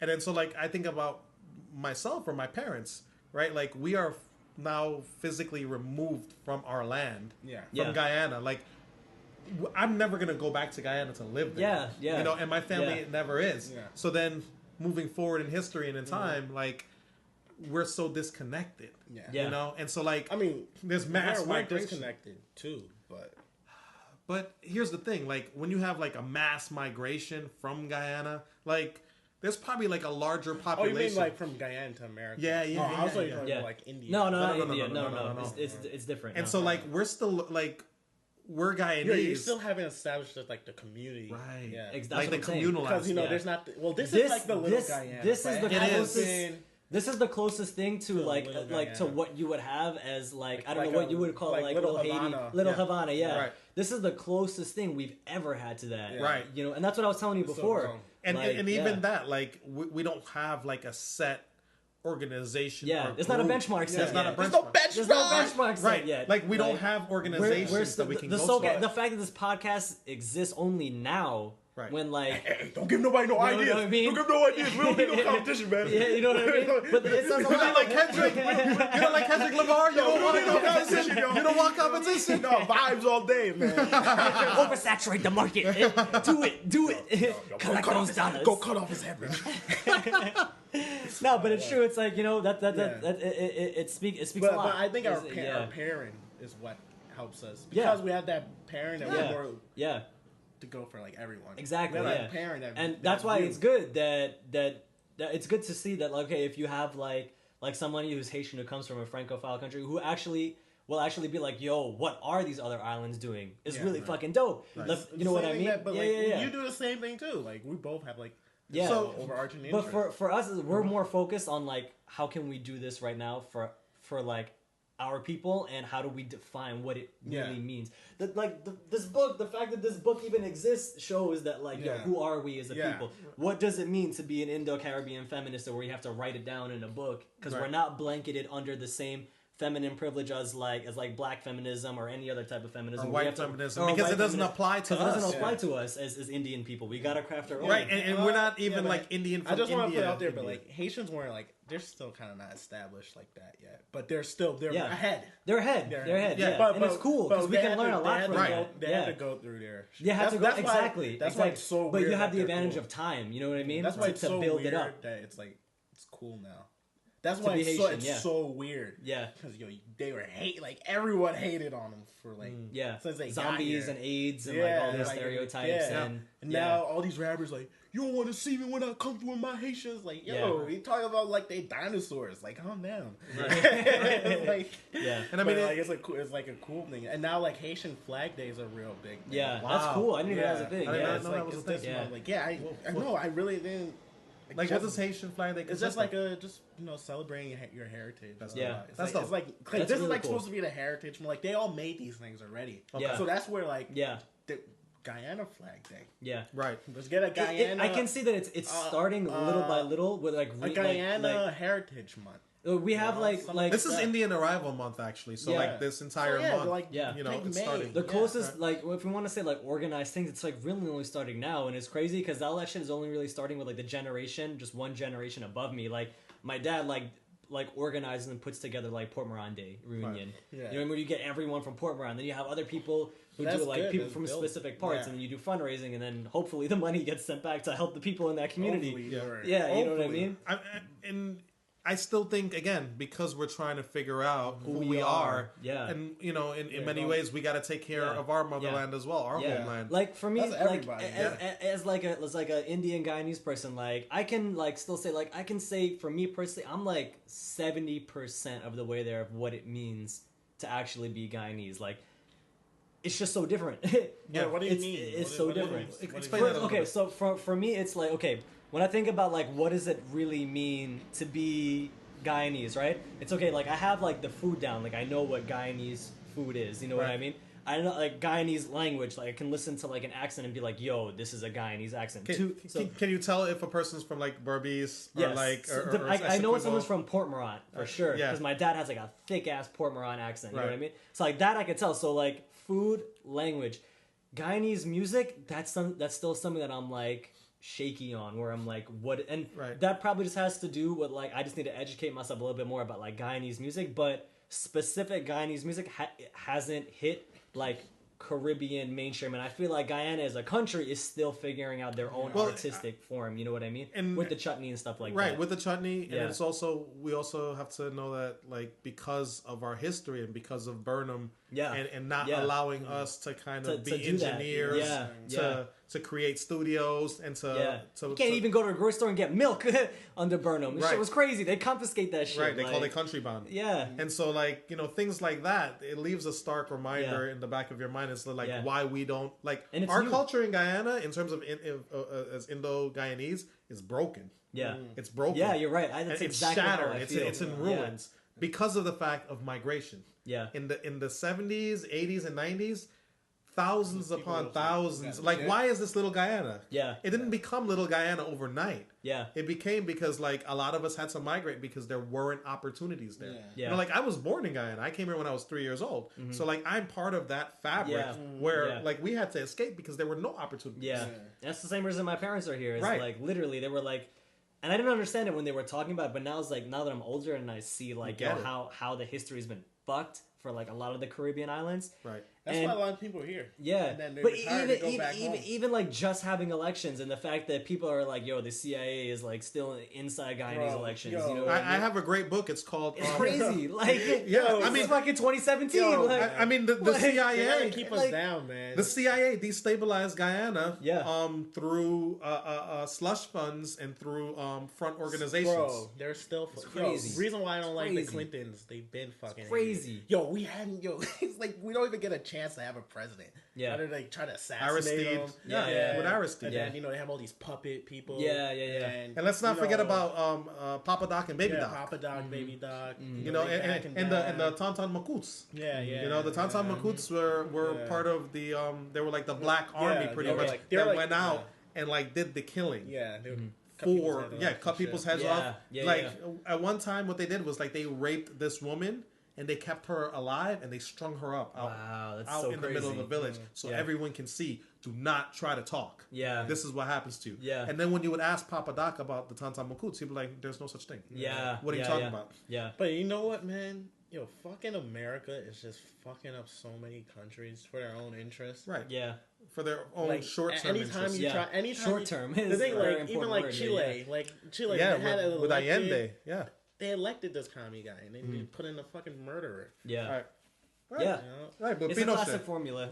It's like, and every time we try to find ourselves and stand up, they just come in. Yeah. It's interesting because you mentioned Chile. Like, we know 9/11 because of 9/11, right? Yeah. They know 9/11 is because it was September 11, 1971, where the coup happened, where Pinochet came into power. Yeah. So it's funny. I was talking to a Chilean guy, and he was like, "We already had our 9/11." Yeah. I was like, he was like 30 years before you guys did. And it was just like after that, like Pinochet made so much money off of drugs. Yeah. He was like one of the largest narco states. All our countries get fucked up over drugs. Oh yeah. Oh yeah. I mean, and Guyana is right down that road. Yeah. They put in cocaine in cheese rolls and pine tarts, trying to pass it through a JFK airport. You never heard that? You never heard that? No, you never heard that story? Yeah. Yo, it was like thousands of dollars worth of drugs stashed inside pine tart and cheese rolls. Right. Yeah, this is a real thing that we got to do. It's cheese rolls, nothing. And the 70% of the workers at JFK are Guyanese. Indo-Guyanese. Right. But we're on the terrorist watch list. Do you think like all these countries just be like, yo, fuck these European and like we don't have the resources or the capacity. Yeah, we don't even have the identity still. Yeah. You know what I mean? Like, I mean, it's you know, and usually when they try, it doesn't like it does. I mean, Castro tried. Not just Castro, but let's look at Maurice Bishop in Grenada. You know, Maurice Bishop really, and America fucking invaded him, and then they slaughtered him like a pig. And it's crazy. I don't even know these things. I just randomly stumbled upon like Maurice Bishop. Reading about Maurice that. Bishop is a bad boy. Just like Maurice Bishop is a bad boy. Learning here, I didn't know how fucked up we were as a country. Nah, you'll never learn it. We'll do anything for it unless you like take the time to learn it yourself. Because like I was thinking about it, I was talking to Braun. I was like, yo, do you realize for most of our lives we've been at war? And ask an American why are we at war? There's still no answer. Yeah. Well, war is the health of the state. Yeah. And so it creates all these alternative economies. Yeah. It creates jobs. It creates. We're war-mongering countries, right? Right. I mean, like, I don't think Rome had. They had Pax Romana, which was like a time of peace. But like, America has never had Pax Americana. Pax Americana. Pax Americana. It's never happened. Trump's new bill. Good old days of Pax Americana. Right. We've never had Pax because there's always been some type of war. War on drugs, war on poverty, war on crime, war on terrorism. And it goes back to that like elastic clause of like Congress where you can literally wage war on anything, whether it's alive or not. Like you can wage war on on Audio Technica. The war on Audio Technica and we're gonna boycott this. And and it happens. And they do it. Like it really, really happens. It's just scary to see that there isn't enough awareness within our communities about these things. No, but not honestly, at all. you can't have everyone know.